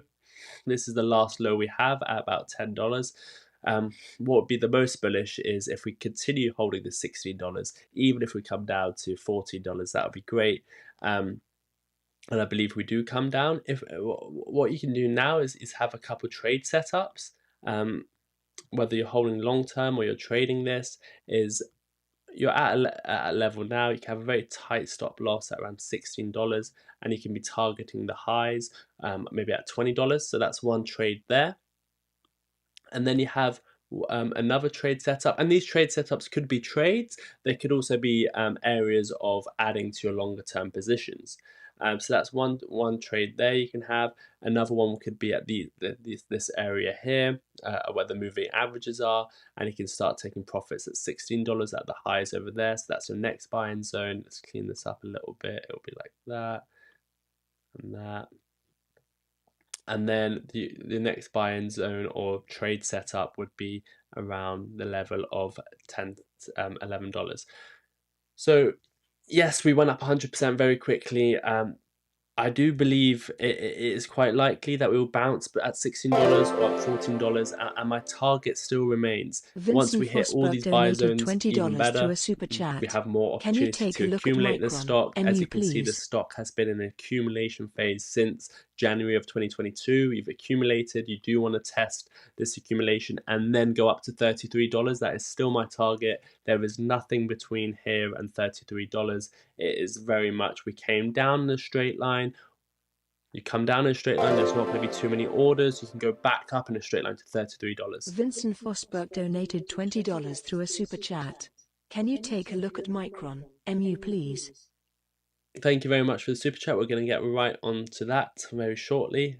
Let's finish up this Robinhood analysis. So yes, because we came down in a straight line in 2021, we came down very, very quickly. We came down about 51% in about a month. We can go up 51% in a month if the markets are good. If there's going to be we hear news about interest rate cuts, you can expect the stock to go up 100% in a few weeks. If there's an announcement of a rate cut, if there's something good that comes out, if in the earnings report in 17 days something great comes out, don't be surprised if the stock goes up 104%. And as you can see, it's accumulated for a while. That means a lot of buyers came in. You've had all these higher lows, more market participants, more people buying into this stock. And it's time now for this stock to head higher. Of course, if there's a war, if the interest rates don't come down this year, then things will change. But right now we're looking at a good place. We've broken out this accumulation. We're coming in for a retest. There's no reason to panic. If anything, I'll be adding to my positions. Looking at the RSI, just a few more things to look at before we close the video. Looking at the RSI, you're not overbought anymore. The RSI is in the bullish control zone. Nothing to worry about there. The MACD is still green. You haven't turned red yet, so that's all looking good. So nothing to be worried about on the indicators. You're above the moving averages. You're above the support. You're trying to turn the resistance into support. So let's see how this does. And I'll do an update for you guys. If you want any more information, please do comment down below, and do please hit the like button. I'll pass it back to you now, Martyn. Thank you. 6:47.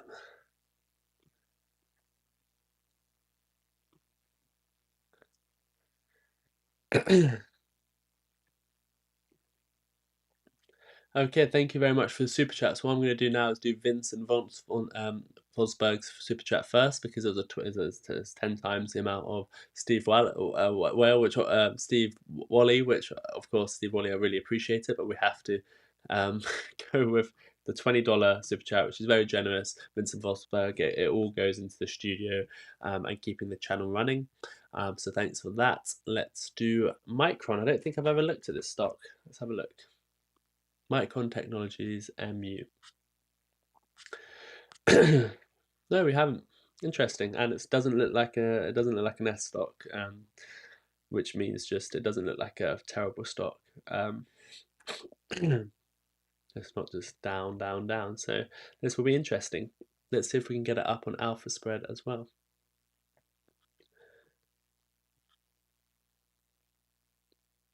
Gave $20, so let's see if we can do anything else for you.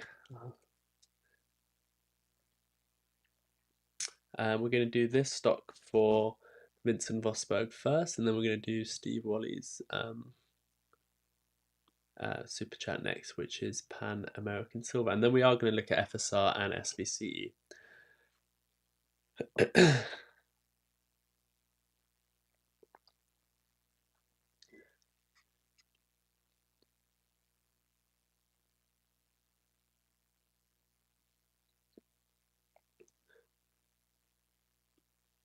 Let's do this. Let's do it as a video as well. Why not?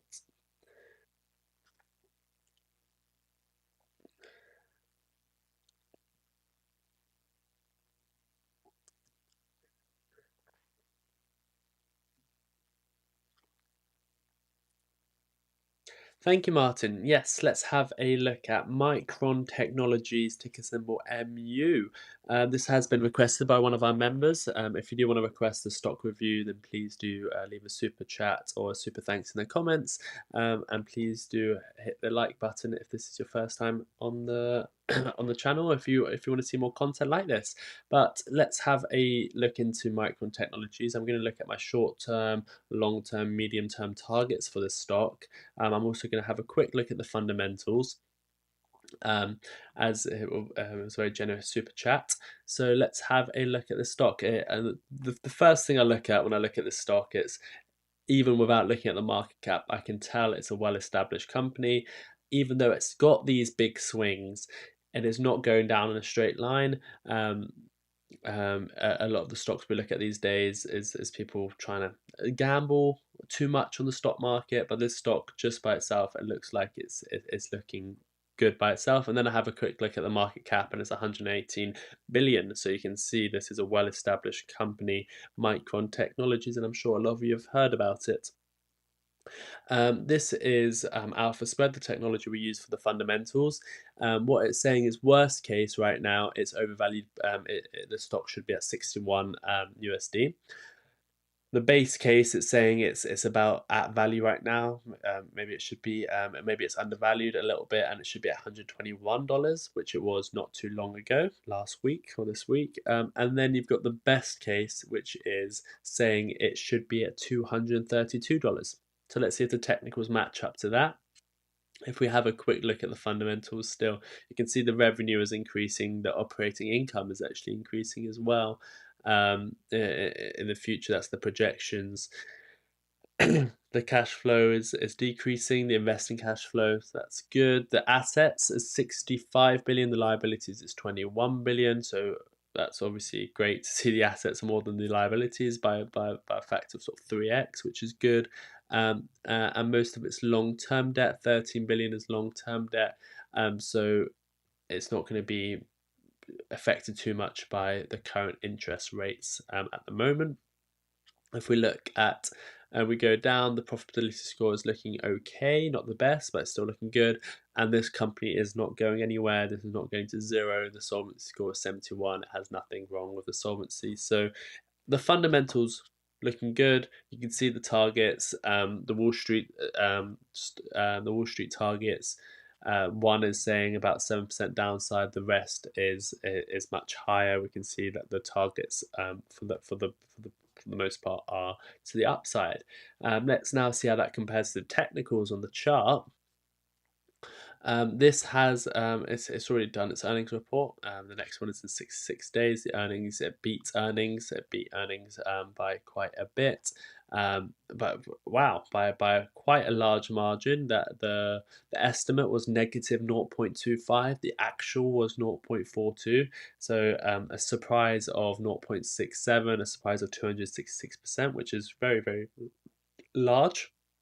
So it's had a good earnings. It does pay a dividend of 0.43%. And that the last ex-dividend date was March the 28th. So that's looking good. The year to date is up 78%. The last 3 months is up 24%. So you can see here this must have been caused by the earnings. If we go into the daily chart, you can see we did gap up, and now we're coming back down.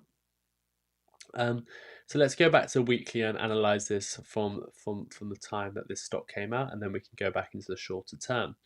So if we turn this into every single candle represents 1 month, this company has been trading since 1984.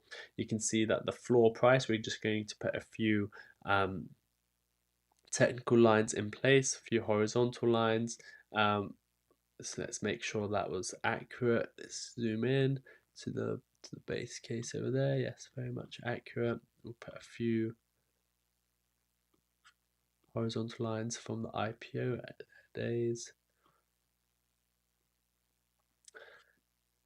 So you can see just straight away how technical analysis works. You can see the high from the IPO correlated to the low of 2011, where it went on that massive bull run. So these technicals really do work. If you could have, just by looking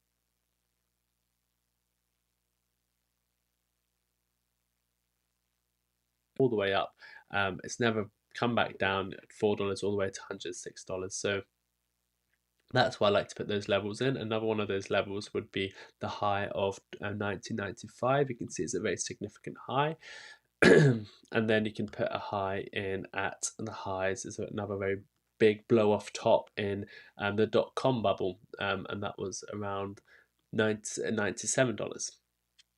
Those are main horizontal points. Let's see, there's a blow off top in 2018 as well. Not as extreme, but it's still fairly significant. And then of course we've got the high that we have just created this month at $130 at the all-time highs. And then we have let's see if there's any trend lines that we can establish. nothing too extreme, but you can just see that we can have it. We do have a very extreme, a very elevated trend line here to the upside. So we're going to take that into account. And then, is there a channel occurring here? Not really. No, nothing like that. Okay, so now we can move on to we've done the monthly. Let's go to the weekly chart. So yes, this has obviously done well at the earnings. It has gone up a lot, and now it's correcting back down to the downside. It's a very aggressive corrective candle.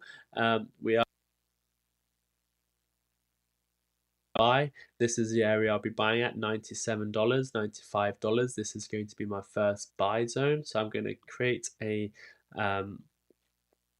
trading position there where my stop loss would be just above these moving averages. These moving averages are starting to correlate with this trend line. So that's two reasons to be buying at this level. Again, I don't give financial advice, but when I see a trend line and moving averages coming together, that is an area where I would start being interesting to add to the position. If I'm not in yet and I see this kind of, there's a few different ways. One is I'm DCAing. I like the stock. I've seen it in the last 10 years.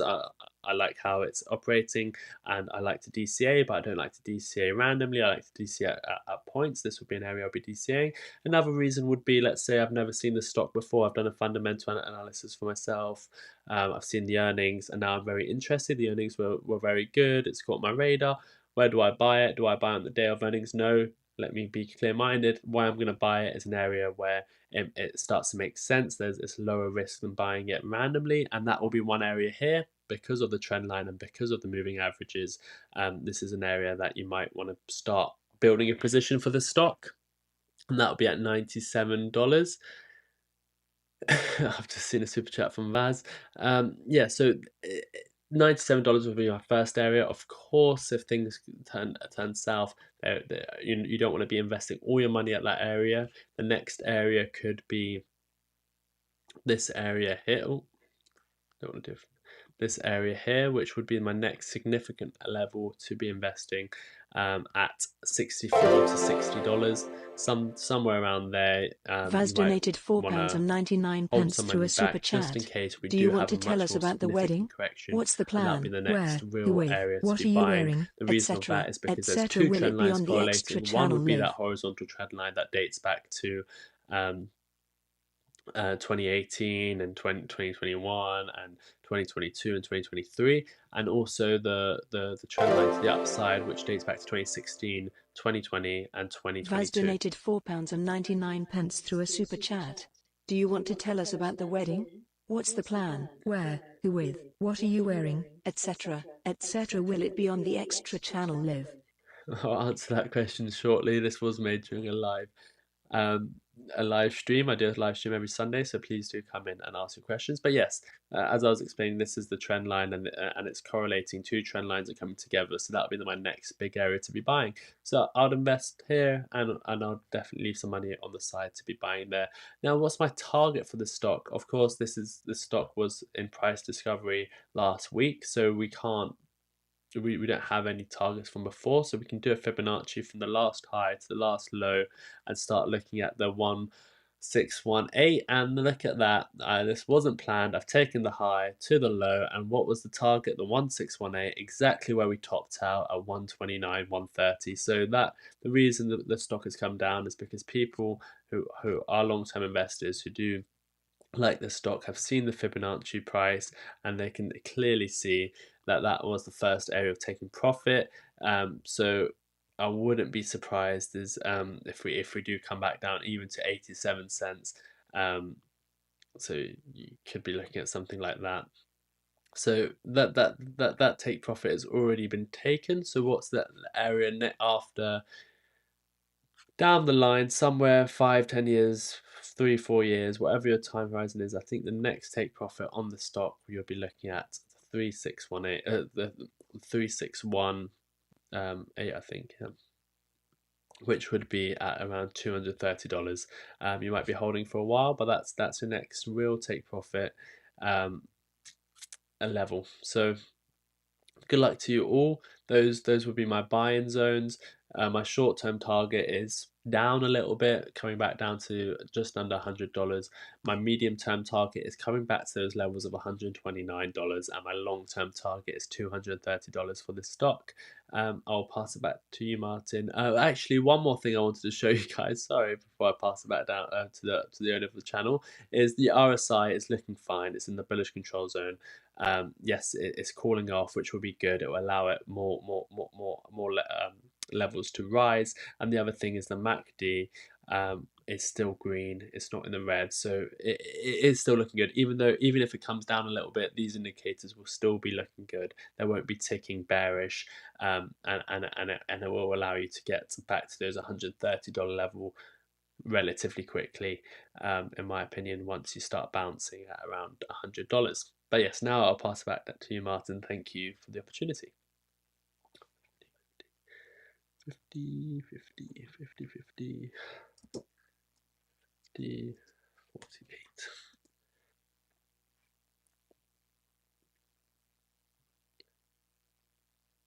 Okay, we've got one more we need to do. I need to answer Vaz's question. What was that again? Let's have a quick look. I am getting on to Steve Woolley's suggestion.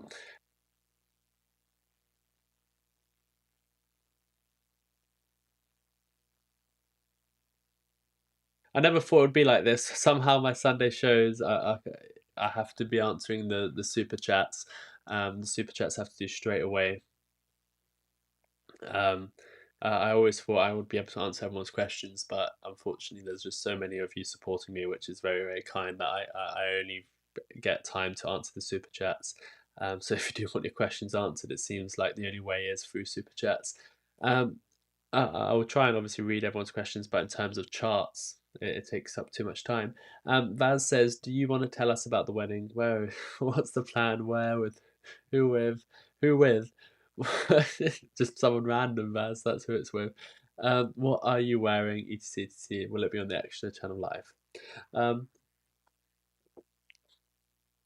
be honest, don't really want to tell you too much about it.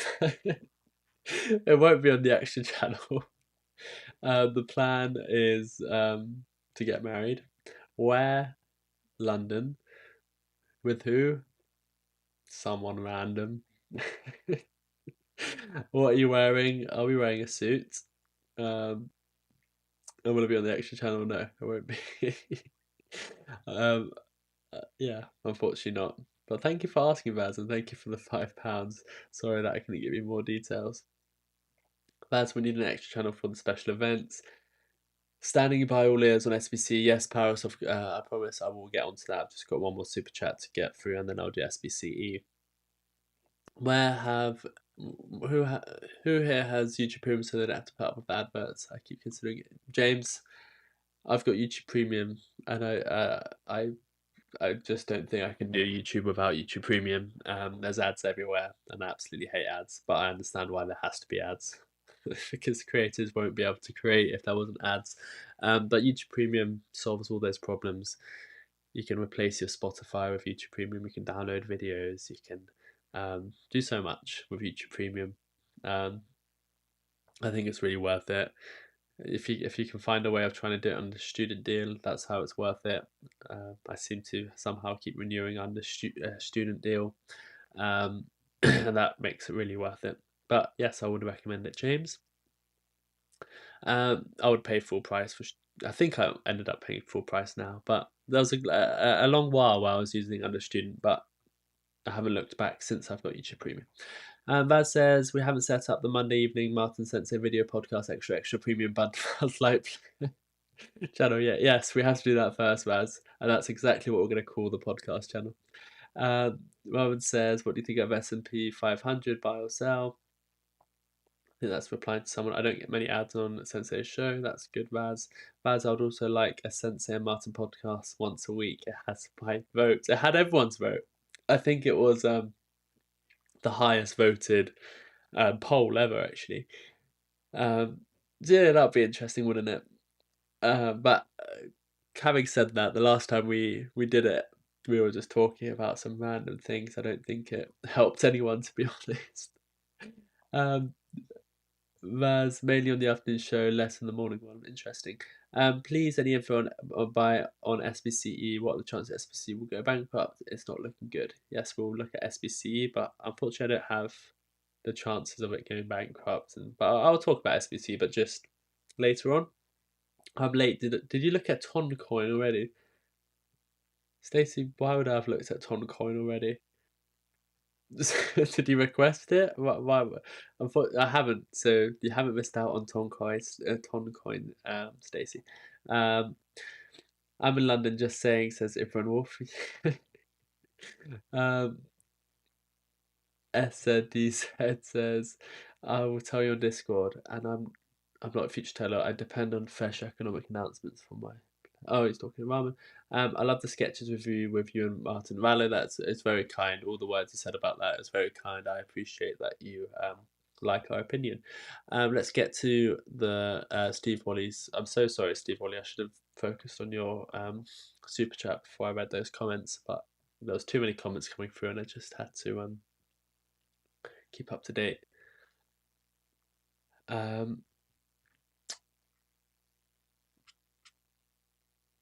Okay, let's do this for you. Again, quite a big company, which I like.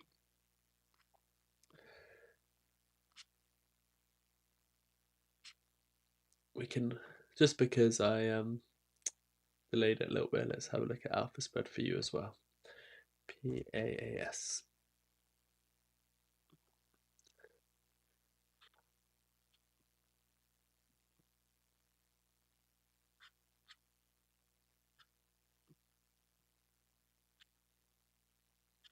Let's do this for.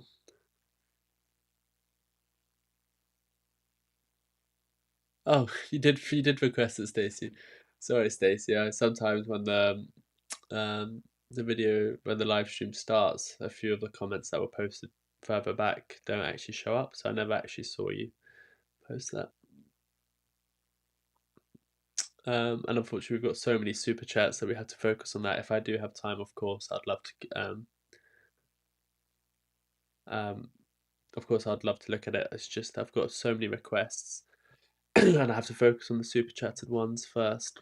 And I also want to look at SPC before I do any other requests. So let's start with this next one. So it's PAAS.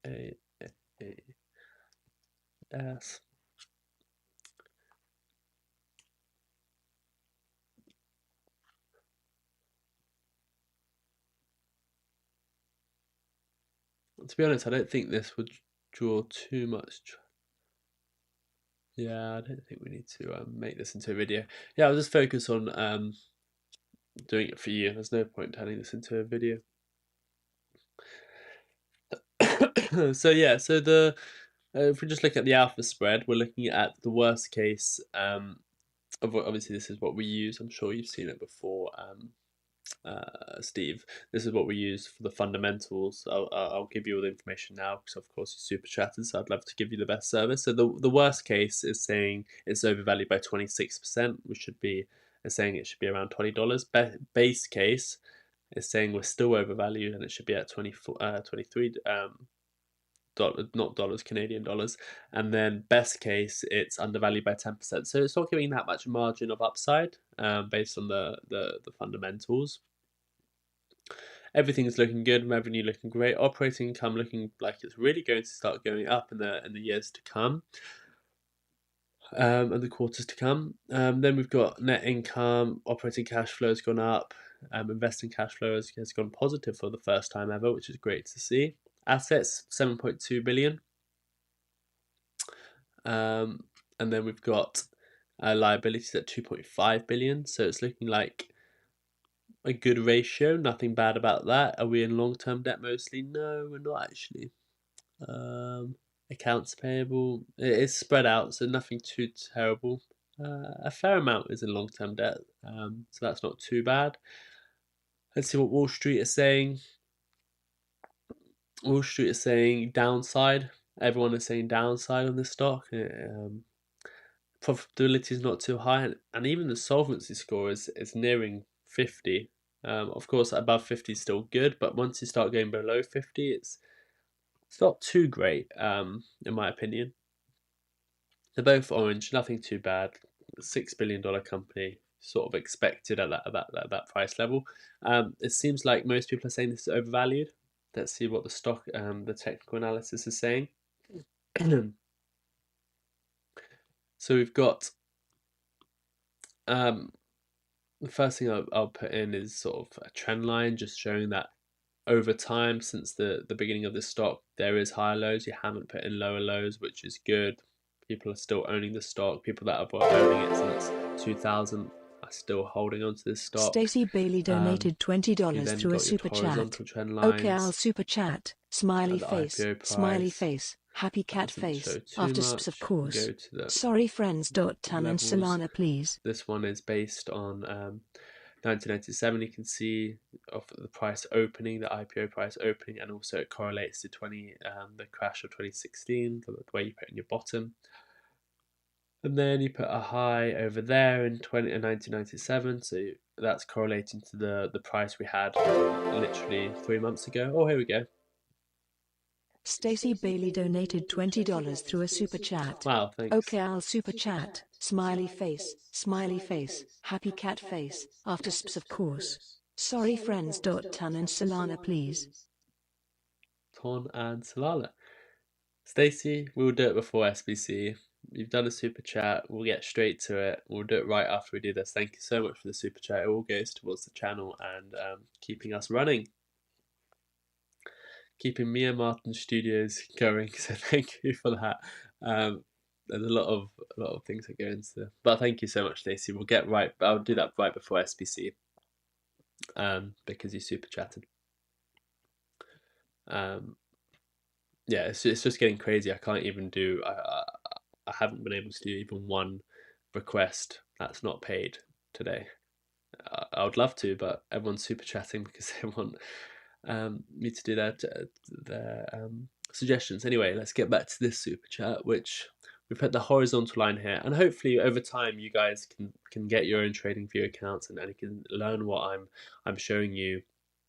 You can do it by yourself. The point is that I hopefully teach you. So again, horizontal line there. You can see that it was a pivot point. These are all pivot points, and then you draw your horizontal line there.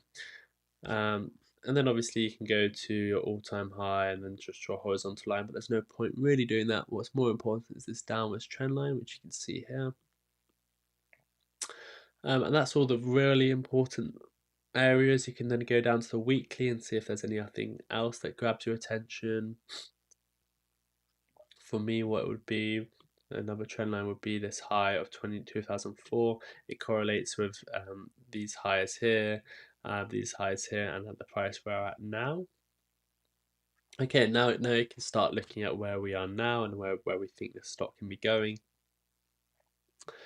This stock has big swings. You can see the stock goes down 70% in less than a year. Then it also then jumps up 344% in a couple years, few years. Then it drops back down 87% in over a good few years. That was in about 4 years. And then it pops back up, pops back down. So this isn't a stock to be holding for the long term. You can see this is more of a trading stock over a few years. Where are we now? We're below a trend line. We are definitely below a trend line, and we're flirting with this moving average.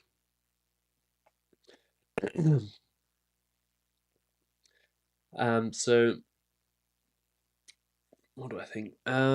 Because you're below the trend line, until you get back above $20, $19.68, there's no point holding on, because you can get a better entry point at $15. So that's my first entry point because of where the moving averages are at now.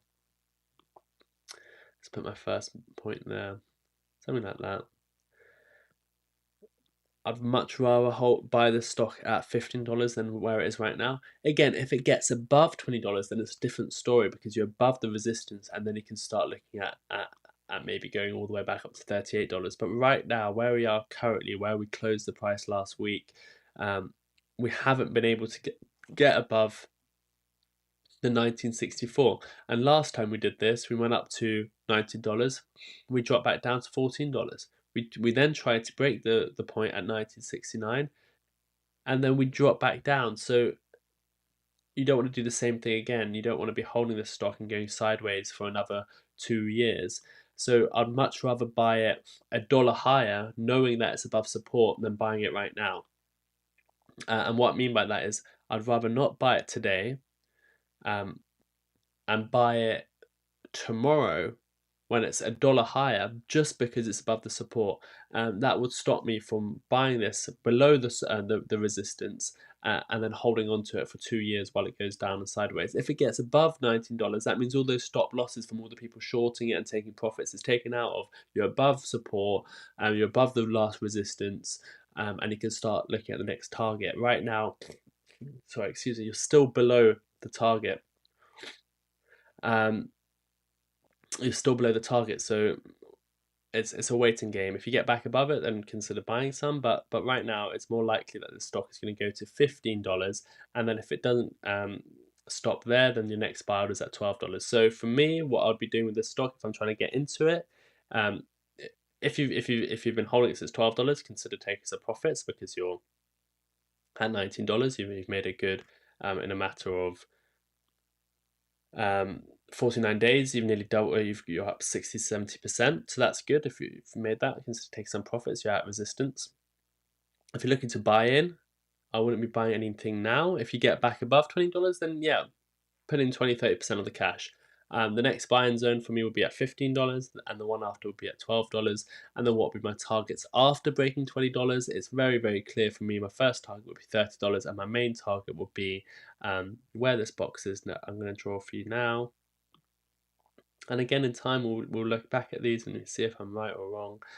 These charts don't change. There's many examples of all my other charts I've done, which have, but what I'm showing you is I'm going to put this box here, and this is where I expect it to go over time. Maybe it takes 5 years, 6 years, 10 years. But if we get back above $20, my target's going to be $37 for this. But again, remember, we can come down to $15 first, $11. And if recession, everything goes terrible, remember to leave some money on the side just in case we come down to $7 to $5. Very, very unlikely we do. But if we do, you want to be buying it at $5 to $7.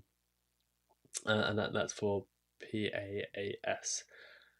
It looks like we're doing an extended show. We're already over an hour. Can we have polls on Sensei live streams if requested? Yeah, James. I mean, if Martyn's available, then I'm sure he will do it. I don't have access to do that, but you can try and ask and see if Martyn does it for you. It's not in my hands, but of course it's Monday. It's Martyn's Sunday night. I'm just going to quickly go to the toilet because it seems maybe 1 minute isn't enough. I'll give myself 3 minutes. Just because we're having an extended show. I don't know if we have any music for this. What music can we put on? Okay, I'll be back soon. And then we're talking SPCE, and we're also doing Stacey's super chat.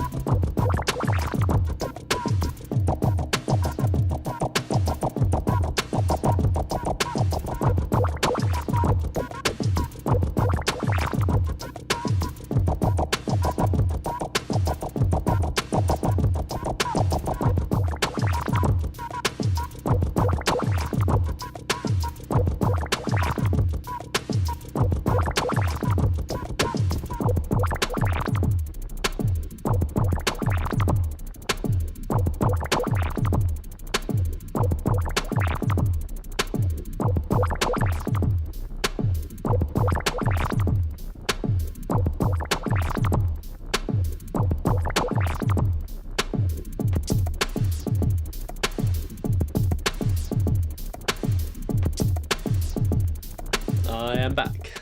Sorry for that.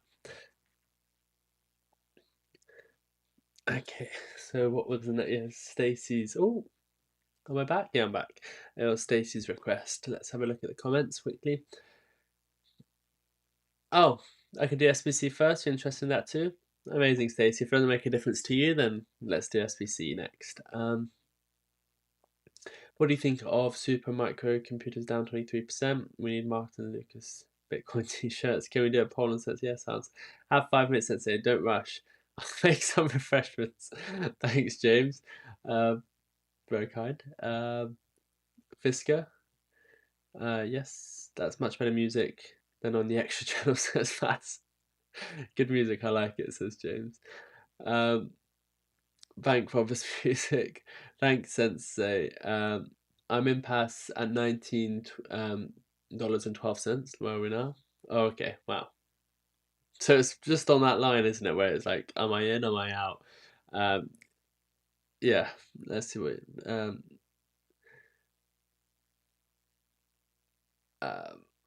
Oh, sorry, wait. I'm at PAS 1912. I'm at PAS 1912 at 1290. Are you saying you own $19 worth of PAS at $12? So I might sell some and keep some in case it breaks the 20 line. Just trying to understand your comment. Thanks, that's it. I'm in PAS 1912. So do you own $19 of PAS and you bought it at $12.90? Just confirm that for me, and then hopefully I can give some more insight. Let's have a look at. Just jumping in, did you discuss Fisker already? No, we have not, Subhe. We have not discussed Fisker yet. We're still going to do SPCE Fisker. 41 watching. Thank you all for tuning in. Let's see how many likes we have. That's not what we want to see. We want to see the likes. How do I see that? 36 likes, 44 watching. We have a motto on our channel, and that is on the Sensei Crypto Sunday stream, which is what you're watching now. We always have more likes than viewers. So smash that like button. Let's get above. Well, now it's 40 people watching, so let's get above 40 likes. Let's have more people liking than watching the show. That would be greatly appreciated. We've done it every single week. Let's not stop today. Oh, sorry.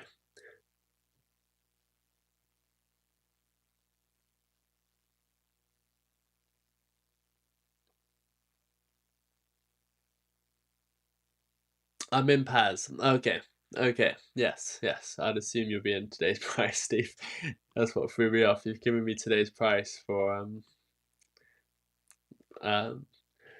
I'm in PAS at $12.90. So myself. Okay, so you bought it at $12.90. So bought it at a very good price. I mean, there's two things you can do. Of course, you've had some good profit, so you're at resistance. Sell a little bit, as you said. Again, I'm not giving financial advice. I'm just giving some thoughts and opinions. You bought at $12.90. You're still quite. It's not like you've gone too much higher. The only other thing is the momentum's there, so you can suddenly break this $19.68. So you do want to still be invested. As you said, you might want to sell a little bit, and then that just means you have some more money on the side that you can afford to be buying in at the $15-16 range. You can, because you've sold it at $90, you can even be buying back a little bit earlier, just to make sure you can buy at $16 rather than waiting for $15. Because you're taking your profit, so you can be affording to buy back in a little bit quicker at $16. So yeah, you can sell now. Try and put your limit order with the money you've sold. Put your limit orders in $16, and then let's say you break $20. That's great. Either you buy back a little bit more, or you just let the rest of it ride, and then you start looking at taking profits. Maybe let's see if there's just one more trend line for you. There's a downward trend line. It looks like you might be breaking it, which is good. So that's already been broken, which is good. So then your next level of resistance before you get to the ultimate take profit area at $40 is going to be about $30 for you. So you might want to be putting your limit orders at buying at $16 and putting your limit orders at selling at just below $30. So you're ahead of the crowd. Everyone's going to be selling at $30. You might want to be selling at $29. So buy at 16, sell at 29 is probably my next option for you. We haven't discussed FSR already. We're going to be moving on to SPCE and FSR next, and also Stacey's reviews. So let's go on to Stacey. Actually, you know what? If it doesn't make a difference to you, let's do your crypto tokens. Let's take a break from stocks and do your crypto first. Ton coin. It's just going up in a straight line, isn't it? Ton coin. What is ton? Oh, ton. You know what? Good suggestion. Ton coin is. I have actually looked at it last year. There was one of the things I posted on Discord. Very interesting. And now it's back in the media. Ton coin is great. Yes, it's elevated, but I mean, let's see if we can. You've given $20, so I'm going to try and do as much as I can. I never do fundamentals of crypto tokens because it's just not what I do. I just look at sentiment. But just because there's not too much data on this coin, let's see if we can find any articles or information on Toncoin. It's the Telegram token. Raman Wasai donated €2 through a super exciting. chat. Super Let's look at the Micro website for you. Computer, SMCI, please.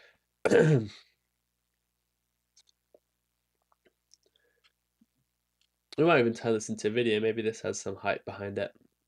Let's do it as a video. So you're gonna have your own video, Stacey. So let's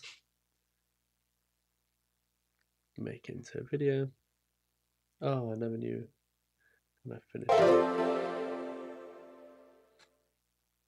Raman Wasai donated €2 through a super chat. Super Micro Computer, SMCI, please. Oh, wait.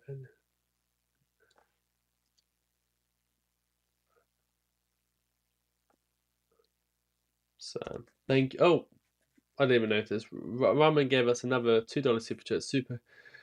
Thank you so much. We've got so many requests we need to get through. But I still appreciate the super chats. Didn't know this video. Don't worry. Sorry, I'm just because I'm putting this out as a video. I need to take a note of the times. Ton crypto.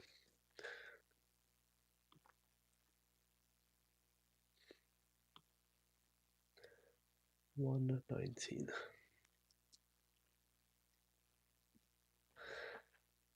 Okay, let's do it. And then we'll do ramen.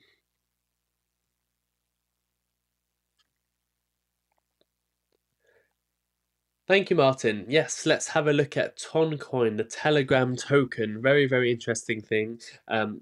Interesting coin. A lot of buzz around it at the moment. We're going to be looking at the fundamentals and the technicals for this. We did get requested by Stacey to do this, so we're making it into a video. If you do like this token, if you want more information about it, if you're holding it, if you have an opinion about this, put it in the comments section below. And if you haven't already, please do hit the like button so I can produce more content like this for you guys. Ton. So this token came onto the market in May of 2020. It was actually April of 2022. What it is, it's the open network for crypto mining for everyone. As you can see, this is what it's saying. It's a decentralized and open internet created by the community using a technology designed by Telegram. Telegram is an online, it's an app. Messaging app. It's supposed to be quite safe. It's you have Telegram communities. People have massive communities on it. It's a way of messaging, way of video calling, and now it's got its own native token. So getting started is easy. All you need is Telegram. Wallet gives you direct and easy access to Ton from Telegram. Enjoy commission-free crypto transfers to any Telegram user. So great. You could just send money across the world just like that. And a lot of international people use Telegram. Retain full control of your Ton coin and other digital assets with Ton Space. So great, you've got your own wallet and everything like that. And seamlessly interact with Web3. Web3, when I look at crypto, I look at narratives and how this token can 10, 20x. And what's happening here is this is a great narrative, Web3. Cryptocurrency is the heart of Ton. Ton coin is Ton's native cryptocurrency. It is used for network operation, transactions, games, and collectible built on Ton. So they're saying it's their native currency. They're using it for the games on it. You can probably start earning money from the games on it. You can all the transactions use Ton. So they're making that there is a clear use case for Ton. You can't use Telegram without Ton, as in you can, but not for all the ways of transacting and earning money and NFTs and all that sort of stuff that come with it. Unlocking freedom with decentralized finance. Use Toncoin for contribution for network security. You can buy and trade. You can cross-chain transfer, meaning you can be on the Ethereum chain or XRPL chain. USDT on Ton, so you can start sending USDT. Mint your own token. Create your own cryptocurrency in a few clicks. This is going to get Martyn excited. Let's click on that in a second. Accept payments effortlessly. You're able to accept Toncoin worldwide directly and at low fees. Wow, amazing. Let's click on this one. Let's learn a bit more about mint your own coin. So what this is your project unabbreviated Rallo1 name, donated $2 currency through a symbol, super chat. decimal Martyn Lucas position of Crypto your coin coming soon. position of your coin. So how many decimal places your coin is going to have. 9 is Ton default. Tokens to mint. Description. Connect wallet. Is that all you need? Is that how easy it is? And then you connect your wallet. Let's read this. This is an open source tool. Jeton is a fungible token standard for the Ton blockchain. This is a free educational tool that allows you to deploy your own Jeton to a main net in one click. Let's listen in. Rallo1 donated $2 through a super chat. Martyn Lucas Crypto coin coming soon. Might be coming sooner than expected. The free educational tool allows you to deploy your own Jeton to mainnet in one click. All you need is at least 0.25 Ton for deployment fees. 0.25 Ton is about a couple dollars. For detailed instruction and in-depth explanation of all fields, please see the GitHub README. It includes several best practice recommendations, so please take a look. Never deploy code that's never seen before. This deploy is fully open. So it's obviously not a full your own token, but let's look at the GitHub. We're definitely going to have a quick look at this. Have to look at this later. There's a lot to take in here. Are you making money from the deployment? This community project that is 100% open source. Do you have access to my token? No, the deployer uses the standard Jeton token published by the Ton Foundation. The standard code has only one special admin address that can mint token. Okay, that's good.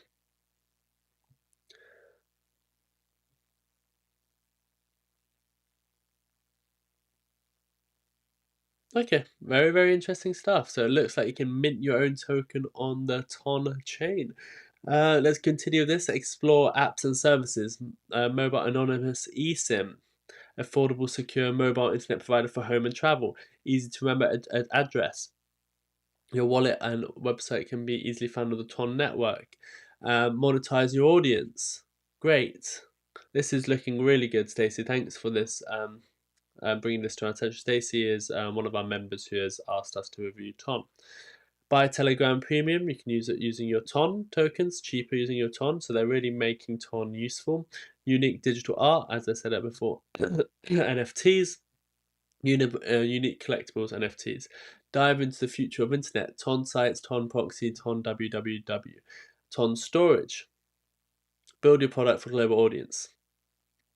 Build mini app. Your app can unlock access to millions of Telegram users with one-click app launch, direct advertising, along with viral and retention mechanics based in Messenger.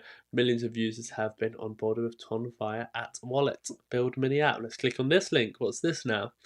Unlock access to 800 million Telegram audience. How many app works? Very, very interesting. I think me and Martyn are going to have a conversation about this after. Let's see if we can implement this. Because it's having the community there as well, having anyone on Telegram, it's just a little bit like Discord, but they seem to be moving in a better direction than Discord, and innovating and keeping up to date with what you can do with cryptocurrencies. How Telegram mini apps work. Your app can gain access to millions of Telegram users due to one-click app launch, direct advertising, viral and retention mechanics based on the message. This is what we've been looking for, is an app. We want the Martyn Lucas app to give you all the notifications, to give you all the access to the news firsthand, for me to be telling you about the crypto news when and where it comes, just because I've got one show a week. There's lots of things that happen throughout the week, which I want to have an app to do that. We also want a cryptocurrency. Putting them together, this might be the solution. So we're going to definitely have a look into this. Become visible for your audience with Telegram App Center. Get access to Telegram's user base. Easy user onboarding with wallet. Monetize your app using Wallet Pay. Bypass the Apple taking 30% of your fees. All this great stuff. Create your app. Accelerate your business. Great. Let's go back to the main website. I think we got to the end of it. Become part of the Ton movement. Amazing. So that's the fundamentals. It all looks brilliant to me. It's all looking really, really good.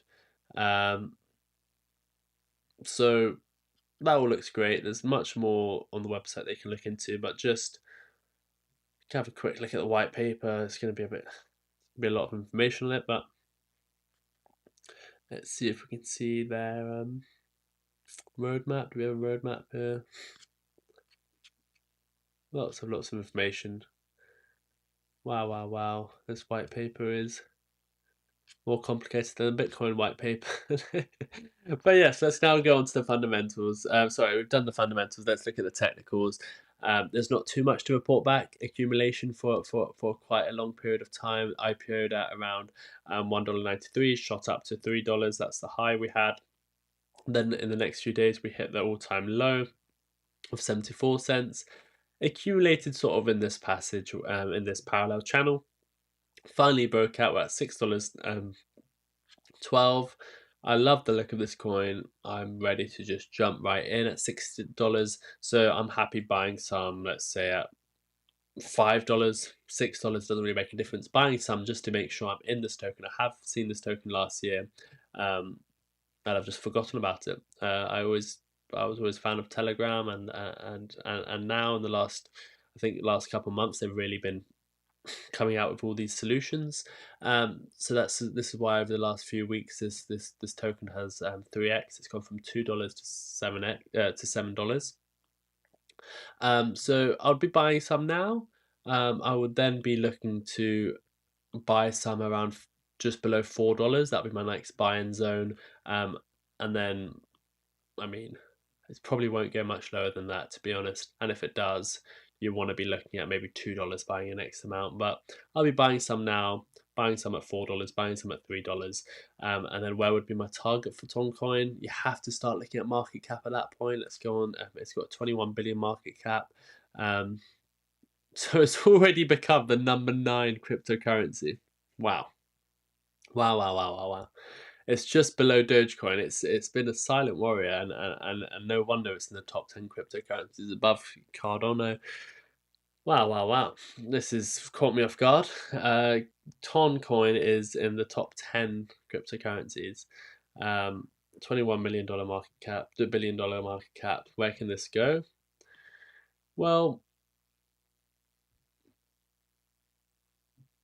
an XRP's got a market cap of 29 billion, so it's tricky because it's going to have the momentum behind it. There's going to be a lot of people that are very excited by it, just like I was when I first saw it now. But then you also have to put it into perspective of the greater cryptocurrency market. So there's a few things when it comes to crypto. One is going to be that sentiment, and sentiment's going to drive it. It's going to drive it past what its real value is. So the sentiment can drive this maybe another 2x. Maybe you can get it to $12. But I think where this is really going to shine is when Bitcoin goes to 100,000. When at that point it's going to go into the altcoin season where the money from Bitcoin is going to start flowing out, and when every other altcoin like Solana, XRP, Dogecoin starts, ADA starts going up 10x, this can go up along with it. It's not. I don't think maybe it doesn't have a 2x. Maybe it goes to $12. I think that's the max it can go to in the next couple of months. But in the next 5, 6, 7, 8, 9, 10 months, when everything else goes explosive, Toncoin can go explosive with them. And now it's one of those blue chip altcoins. And now it's another one to be adding to those portfolios. It's a new coin. This can outperform Dogecoin. It can outperform ADA. It can outperform some of these older coins. It can outperform Solana. It can definitely outperform BNB. So it's one to be adding to those blue chip altcoins.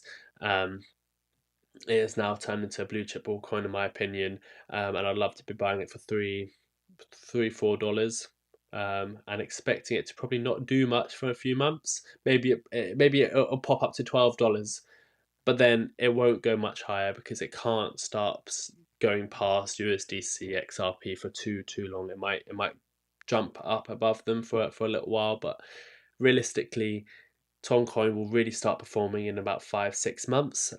So whenever you see crypto drop, when Bitcoin drops 20% randomly and the altcoins drop 30%, this is another one of these coins to have on your watch list, to have limit orders on, and it's one of those blue chip altcoins to be buying when that happens. As you can see, it's number 9. This can be a $210 billion market cap in the height of the altcoin season, so you can see this coin at $100 in 2025. So whenever you see it drop a little bit, don't be afraid to buy a TON token. Thank you, Stacey, again for the review, and I'll be passing it back to you, Martin. Thank you. 132.30.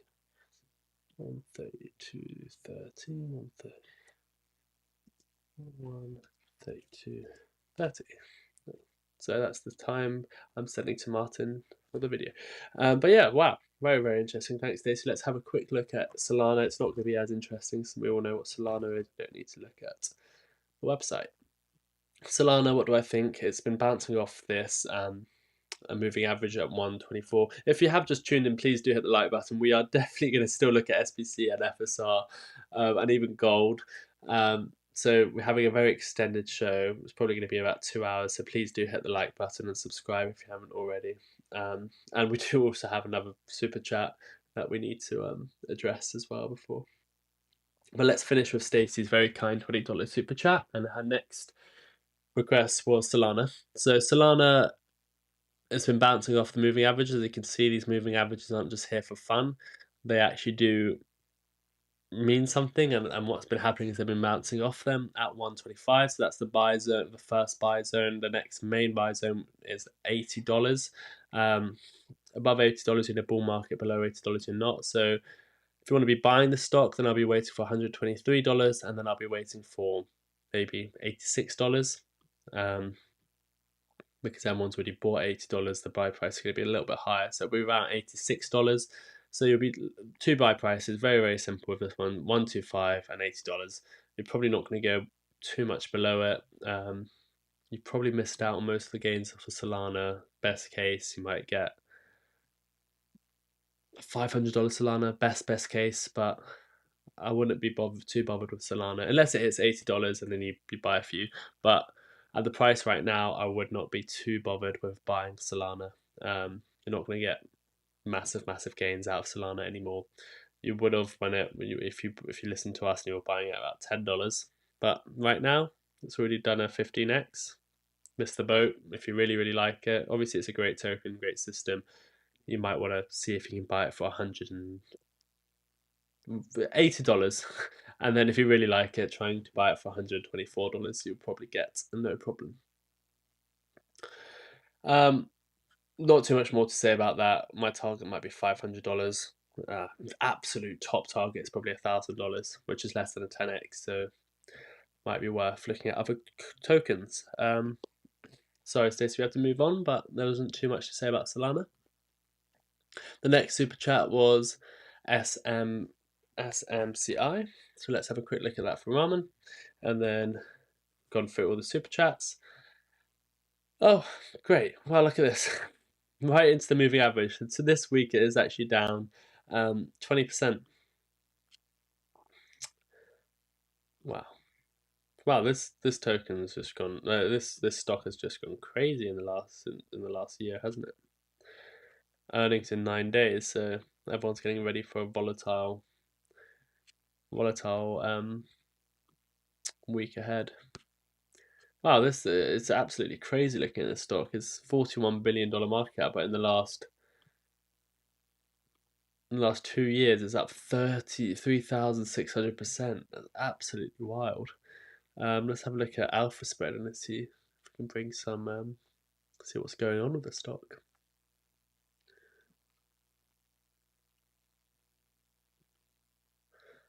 SMCI.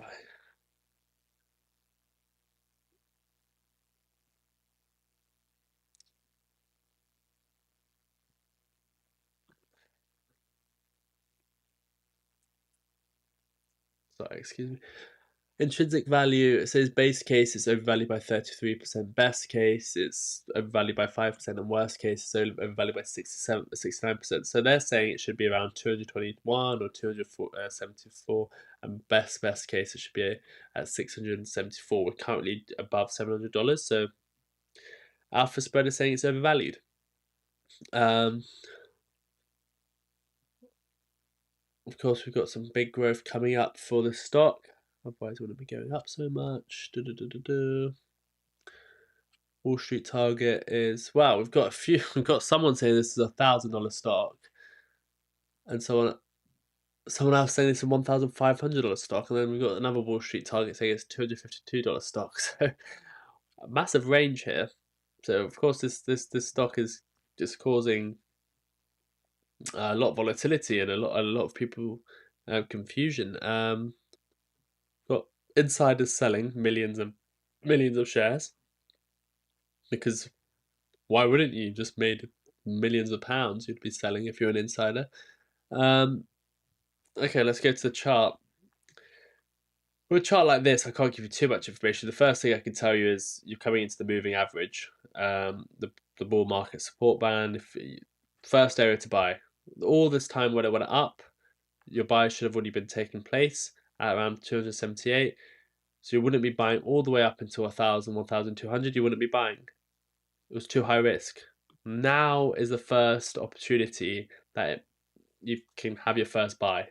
$685 where you are right now, $700 first buy zone. So there you go. You're in your first buy zone, your first support. What happens if you break this area? Then if you break this area, then realistically you're coming back down to 360. So yeah, if you break $710, your next level is $350. Very, very simple with this stock. Two buy levels. One where we are right now, and one at $350. Split up your buy. However much you want to invest in this company, buy here. If we drop below 650 and you're holding the stock, you might want to sell because you'll most likely have lost all support and you're going to drop below $500.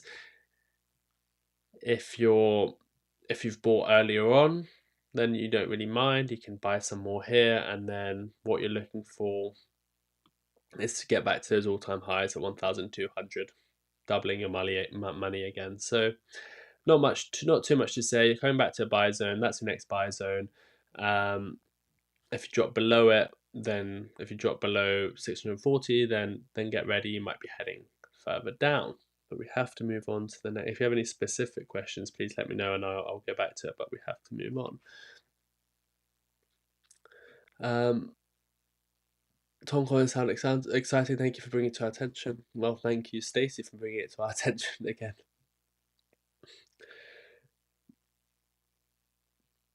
lots of cannabis news yesterday. Will you go over it if I post it? If you give a super chat, I'll have to go over it because I have to answer all the super chats. But unfortunately, without a super chat, I won't be able to go over it. I might get some coin. Never heard of it until today. Good luck, James. Or it might be one of those tokens that, you know, there's always going to be red crypto days. There's always going to be some random news that comes out that's going to drop Bitcoin 10, 20%, or over leveraging and Bitcoin drops. It might be one of those one of those tokens that you just have on your watch list that you either have a limit order on, or if you see that it's a red crypto, that if it's a red crypto day, that is one of those tokens you might want to buy. Sensei Nasdaq opens at 11 p.m. If you're live, we can still watch the opening bell. Yes, I assume I will be live, so we'll watch that. Do remind me in 20 minutes. We'll be interested to see how it opens and also trades this week. Yes, SMCI went crazy last few months. Sensei, do you ever use log scaling? Yeah, I do, but most of the time I just don't bother, to be honest. It doesn't really affect things too much unless I'm looking at something like SMCI. But for the most part, I'd rather not. It sort of affects my trend lines. But thanks for the question, JJ.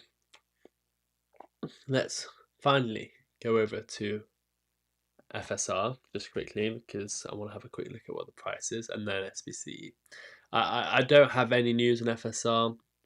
It was just a waiting game until it got bankrupt, really, which obviously it still hasn't, but very, very likely. I mean, from the point where this stock was under a dollar, we've been saying it's more likely than not it's going bankrupt. A lot of people didn't like to hear that, and now look at us, we're under 10 cents. We're actually at 5 cents right now. We're actually under 5 cents. There's really not too much to say. Let's see if there's any news. Do bad reviews kill companies? This is what we were talking about. MKHB reacts to AI pin video, sparks concern on social media. Marcus Burnley giving it wasn't. We didn't like his review. His review wasn't fair. His review. The car is great, and I don't think anyone can argue that. The financials weren't great, but that's separate. He was reviewing the car, and he didn't give it a good chance. That could have definitely been a factor, but of course the company wasn't doing well before. But now he's done another review on another company, and saying it's the worst product ever.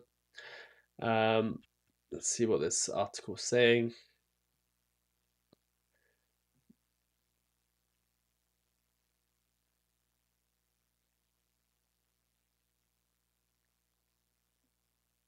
Some people are saying he bankrupted a company in 41 seconds. So yeah, he's doing it again. I'm not going to be too bothered about seeing what he's doing. Fiscal withdrawals 2024 guidance amid evaluation of strategic alternatives, announced director change. So it's not looking good for Fisker. What can we expect? Best case, we might be able to get back up to 12 cents, fill in the gap. That might happen on a pop of good news. So if you're still in the stock, maybe put a limit order to get out at 12 cents. But be prepared, the stock is probably just going to go down and down and down. We nearly closed this gap, but 12 cents would be where I'd imagine FSR, if good news comes out, is heading.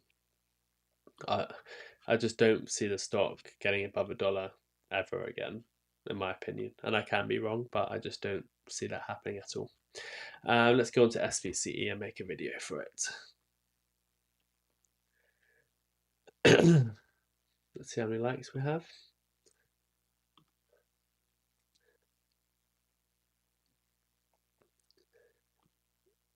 $41 likes. 39 watching. We did it. Please do please do hit the like button if you haven't already. We're just trying to keep the amount of people watching less than the amount of people that have liked. So we've got 41 likes, 40 people watching. If a few people do hit the like button, then we can make sure we have more likes than people watching. Okay, let's do SPCE and discuss SPCE. So let's take a note of the time.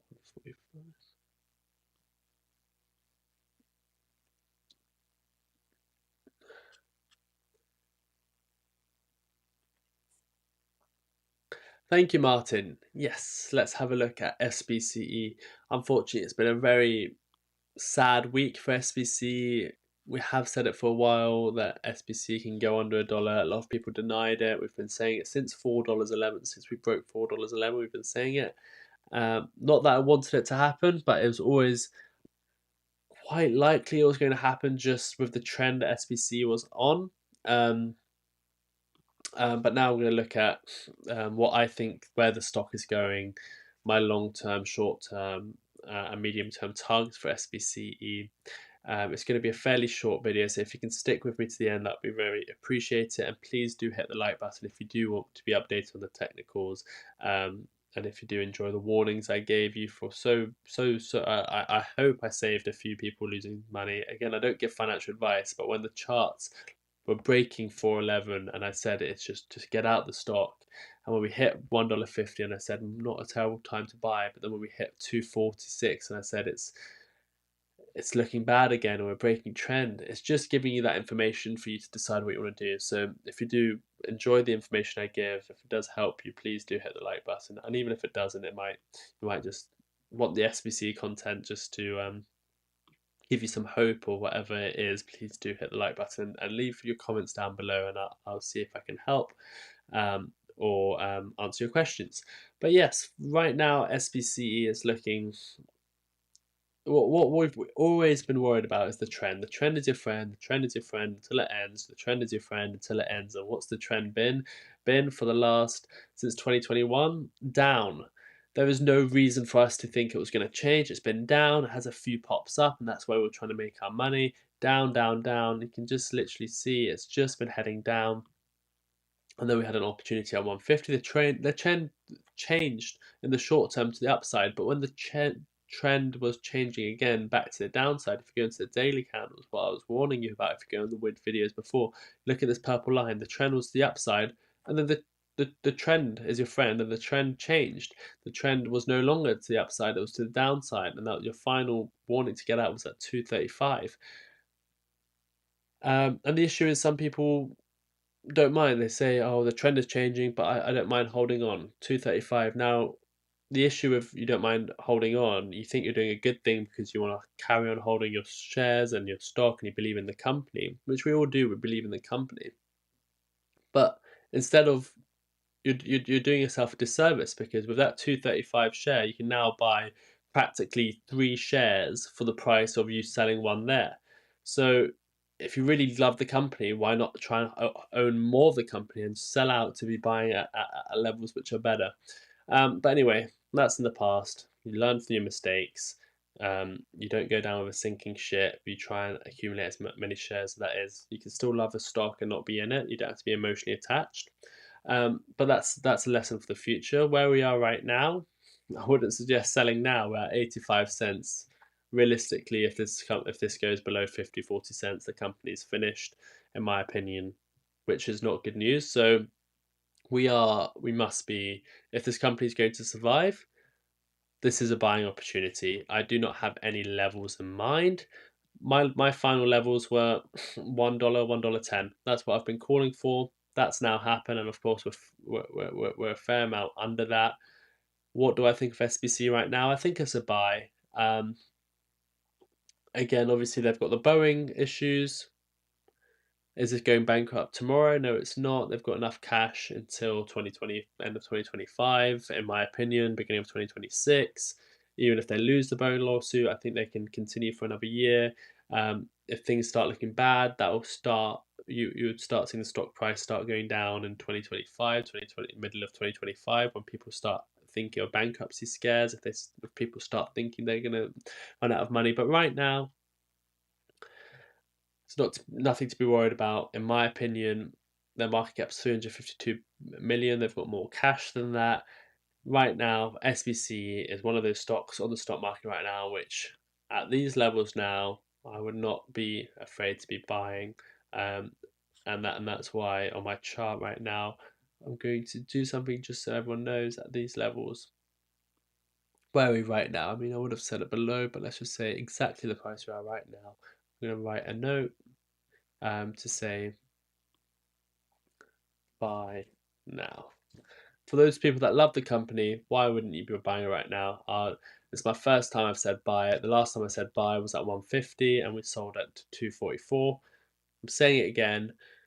In my opinion, not financial advice, buying at these levels makes sense. What's the worst case now? I've always said if the worst case is it drops 50%, that's something I don't mind buying. If the worst case is I lose half my money, of course, it can go to zero. But if my opinion is the worst case for this company to be surviving is about 50-40 cents. If it goes to 50-40 cents, it can still survive and go up to $2, $4, $5, $10. If that's the worst case is I miss out on a 50 cents SPCE, I'm happy to be buying now because when it drops 50% again, I'll be buying then. Of course, it can go all the way down to zero, but what I'm trying to say is the areas where I would want to buy. I wouldn't want to buy the stock anywhere below 50 cents because more like at that point, it's looking like the market has priced in the bankruptcy. But if it goes to 50 cents, 52 cents, it still can survive. So for me, if the stock can drop 50%, I'm happy to be buying it now and when it drops 50% because this company can still survive at around 45-50 cents. So for me, I'm happy to be buying it now and happy to be buying it at 75 cents, 65 cents, 50 cents. I'd much rather be buying in now and not missing out on SPCE when it hits $2-3 because I don't want to be buying it anything above $1 when I've had the opportunity to buy it under $1. So for me, SPCE is a buy right now. It might pop up to $1. Well, I actually expect it to pop up to $1 this week. I expect the price to go up this week. You can try and start day trading this if you want to, but if you want to just be holding long term, then do whatever you feel comfortable with. If you haven't day traded before, I wouldn't recommend you start day trading now. But I do reckon this can go up to $1 this week and then maybe sell off again. So don't be surprised if you see the stock go up to $1 this week and then start coming back down to the levels we are at again. So there might be an opportunity to buy now and sell at $1. There might be an opportunity to buy now and sell at $1.10, and then it might drop back down, and then it might continue back up to around 140. So something like that can play out, and I'll leave that on the chart. It is going to be volatile. It is not going to be going above $3 in the next couple of years, in my opinion. It's going to be very small jumping around. I think it will start leveling out around 150. I think that 150 level is going to be key. I think we're going to go to 150 and stay around that level for a year or two. Again, there is the reverse stock split, which obviously will mess up our charts and the exact levels, but the percentages will stay the same. And that's my thoughts on SPC. For me, it's a buy. It is oversold. The RSI is approaching the most oversold it's ever been. The MACD is actually in the red zone, but that can start moving up to the green. But the RSI is what's important right now, and that's very, very oversold. SPC is a buy from me. Let me know what you're doing in the comments below. Thank you, Martin.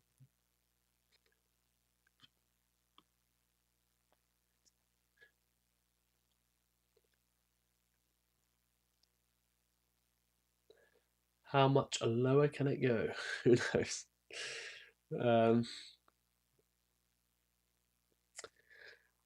SPC, I think it's a risk to reward looking good. Would it not make more sense to wait after? Does it really matter at this point, Craig? Does it really matter at this point? Would it make more sense to wait after the reverse split? Maybe, but how much does it really matter? It's very, very undervalued right now. SPC 85 cents.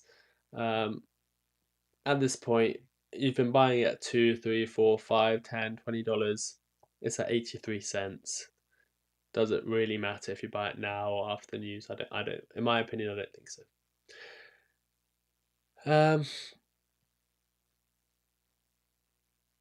Robin says SPC a buy. Essentially, I mean, if you believe in the company, if you were here at $4, $3, what's the difference now between then? A Boeing lawsuit?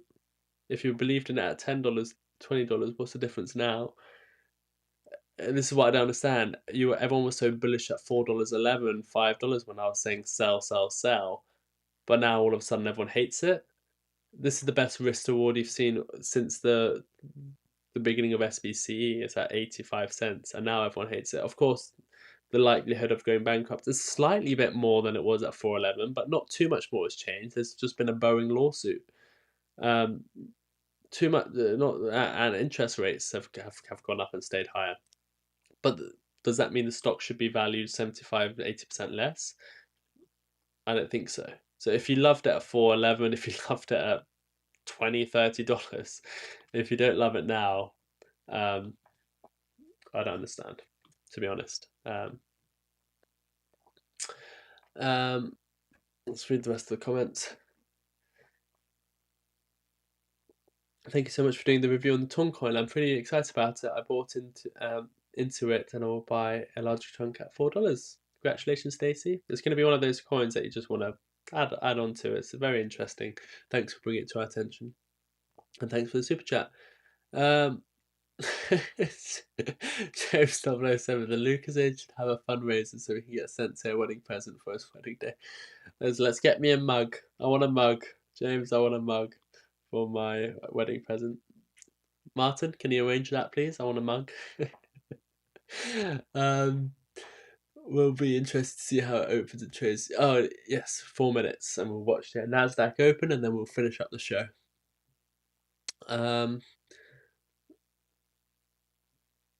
As a bottom, yeah, SPC, who knows where it's going to bottom, but if it doesn't bottom around here, then when is it going to bottom? Is the reverse split coming? It appears that way, yes. Is anybody shorting SPC? We've had the short setups, but I don't know if anyone was. I own at 7. Should I have? Oh, sorry, I don't mean to laugh, but it's crazy, isn't it? The stock was at $7 not too long ago. It was at 4.11 not too long ago. I don't know. Do what you want. I mean, don't put in more than you can afford to lose. It's obviously a very, very risky stock. It has been a risky stock ever since. I mean, it's always been a risky stock, to be honest.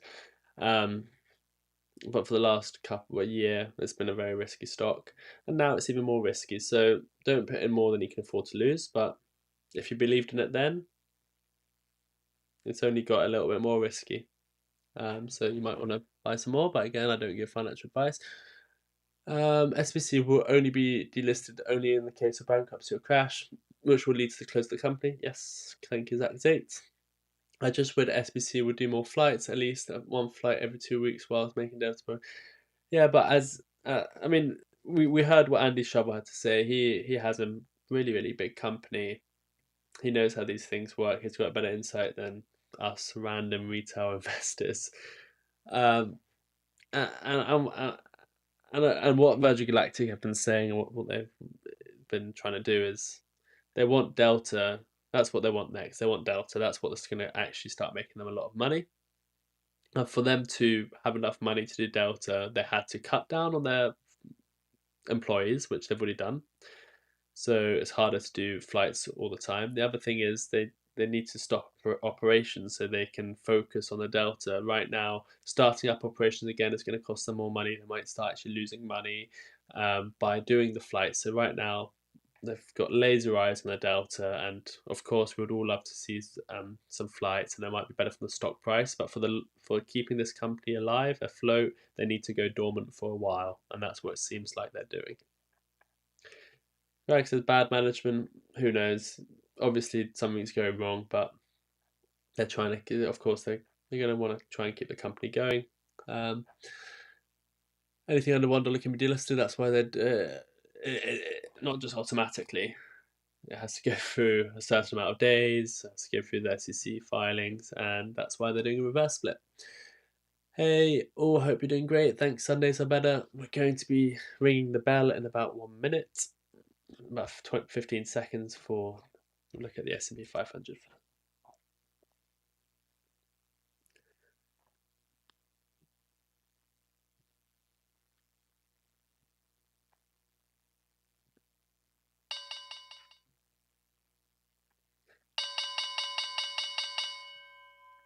This is the bell of the after hours trading. Or so I thought. Let's have a look. Where are we right now? Where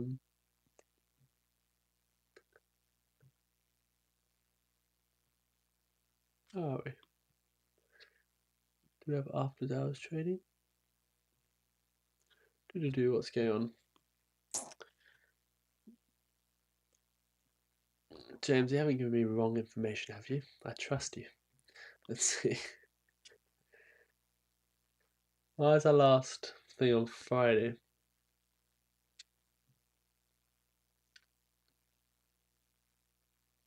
Yeah, we should have a candle now. Oh, there we are.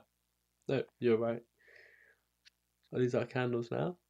We've popped up, it seems. Let's go back on the US 500. Maybe I was too zoomed in. Yeah, here we go. We are up 0.25%. I trusted you, James, don't worry. You're right. Here we go. We are actually up 0.25%. The bell has gone and we are currently trading up 0.25%. The S&P 500 is heading for the worst month since 2022 as bond yields jump up on inflation fears. So that's the news headline right now. And the S&P 500 is giving back its gains. It's coming back down again, which is not good. Market in 2 hours. I think that's when you guys can start trading in Robinhood. We've got the official trading happening right now. It is up 0.2% on the US 500. Now let's go on the Nasdaq and see how that's doing. Thank you, Martin, for that information. The Nasdaq. I wonder what the Nasdaq is. The Nasdaq futures is what we want.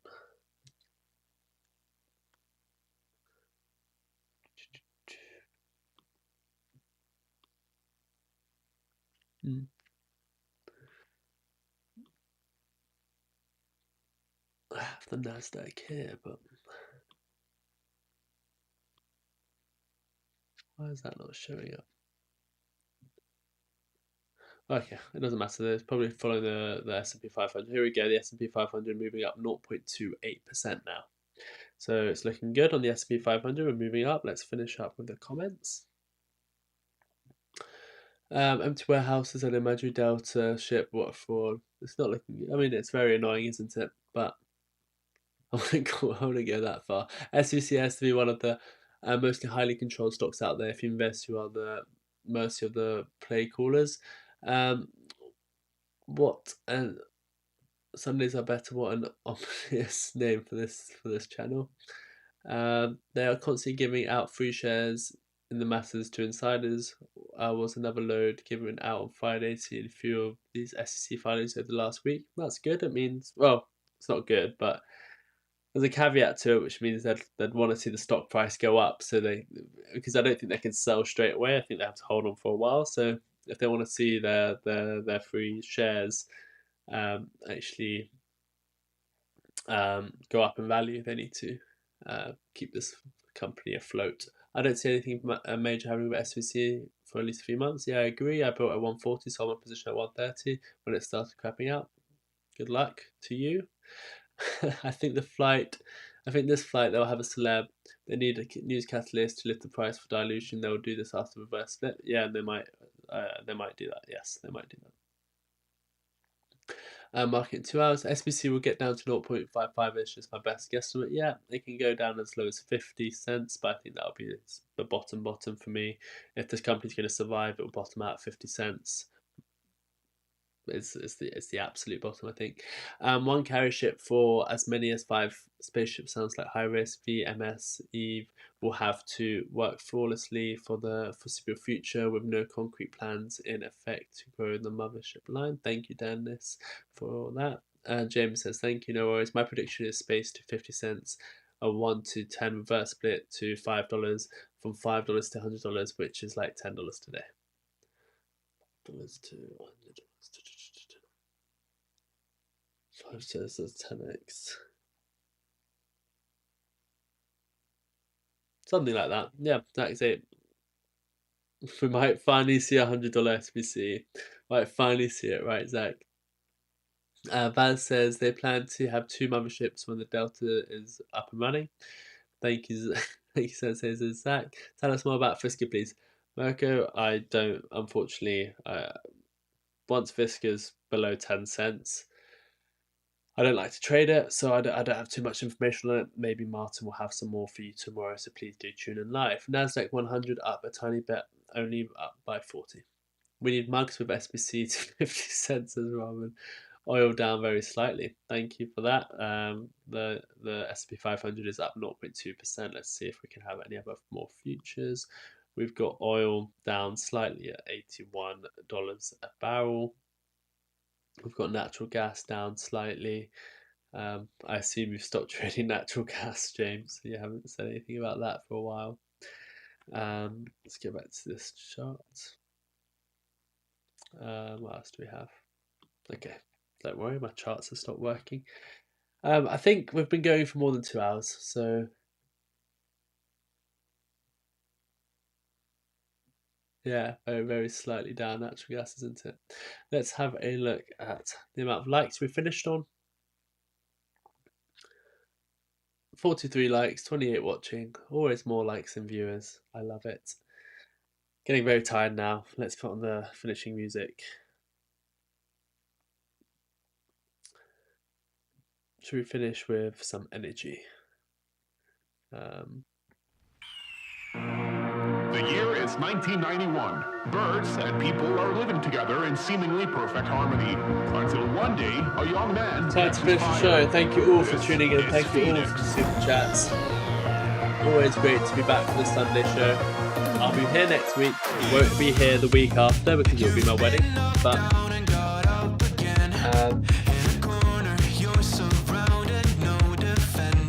thank you all for tuning in. Been a very excessive show. Very glad I'm back. One thing we did miss is gold. We'll talk about that later. All-time highs. What we've been predicting. Gold keeps going up higher and higher. I will be covering some earnings on Tuesday. Join me for Tesla. I will be doing some earnings on Thursday. Join me for Amazon. We'll be doing 2 at the same time, so that'll be exciting. We can look at some crypto in the meantime while we wait for them to start, all that sort of stuff. So please do join in on Tuesday and Thursday after hours.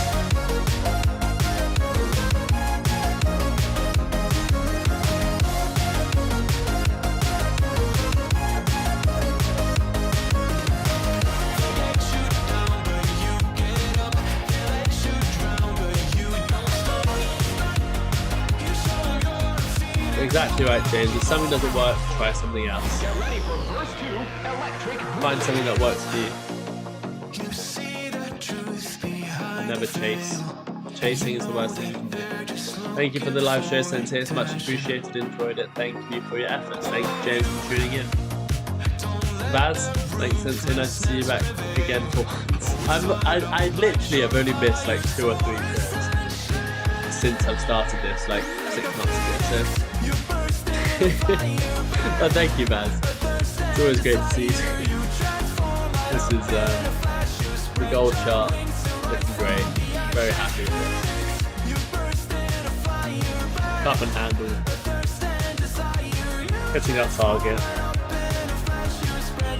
Great to see gold go up.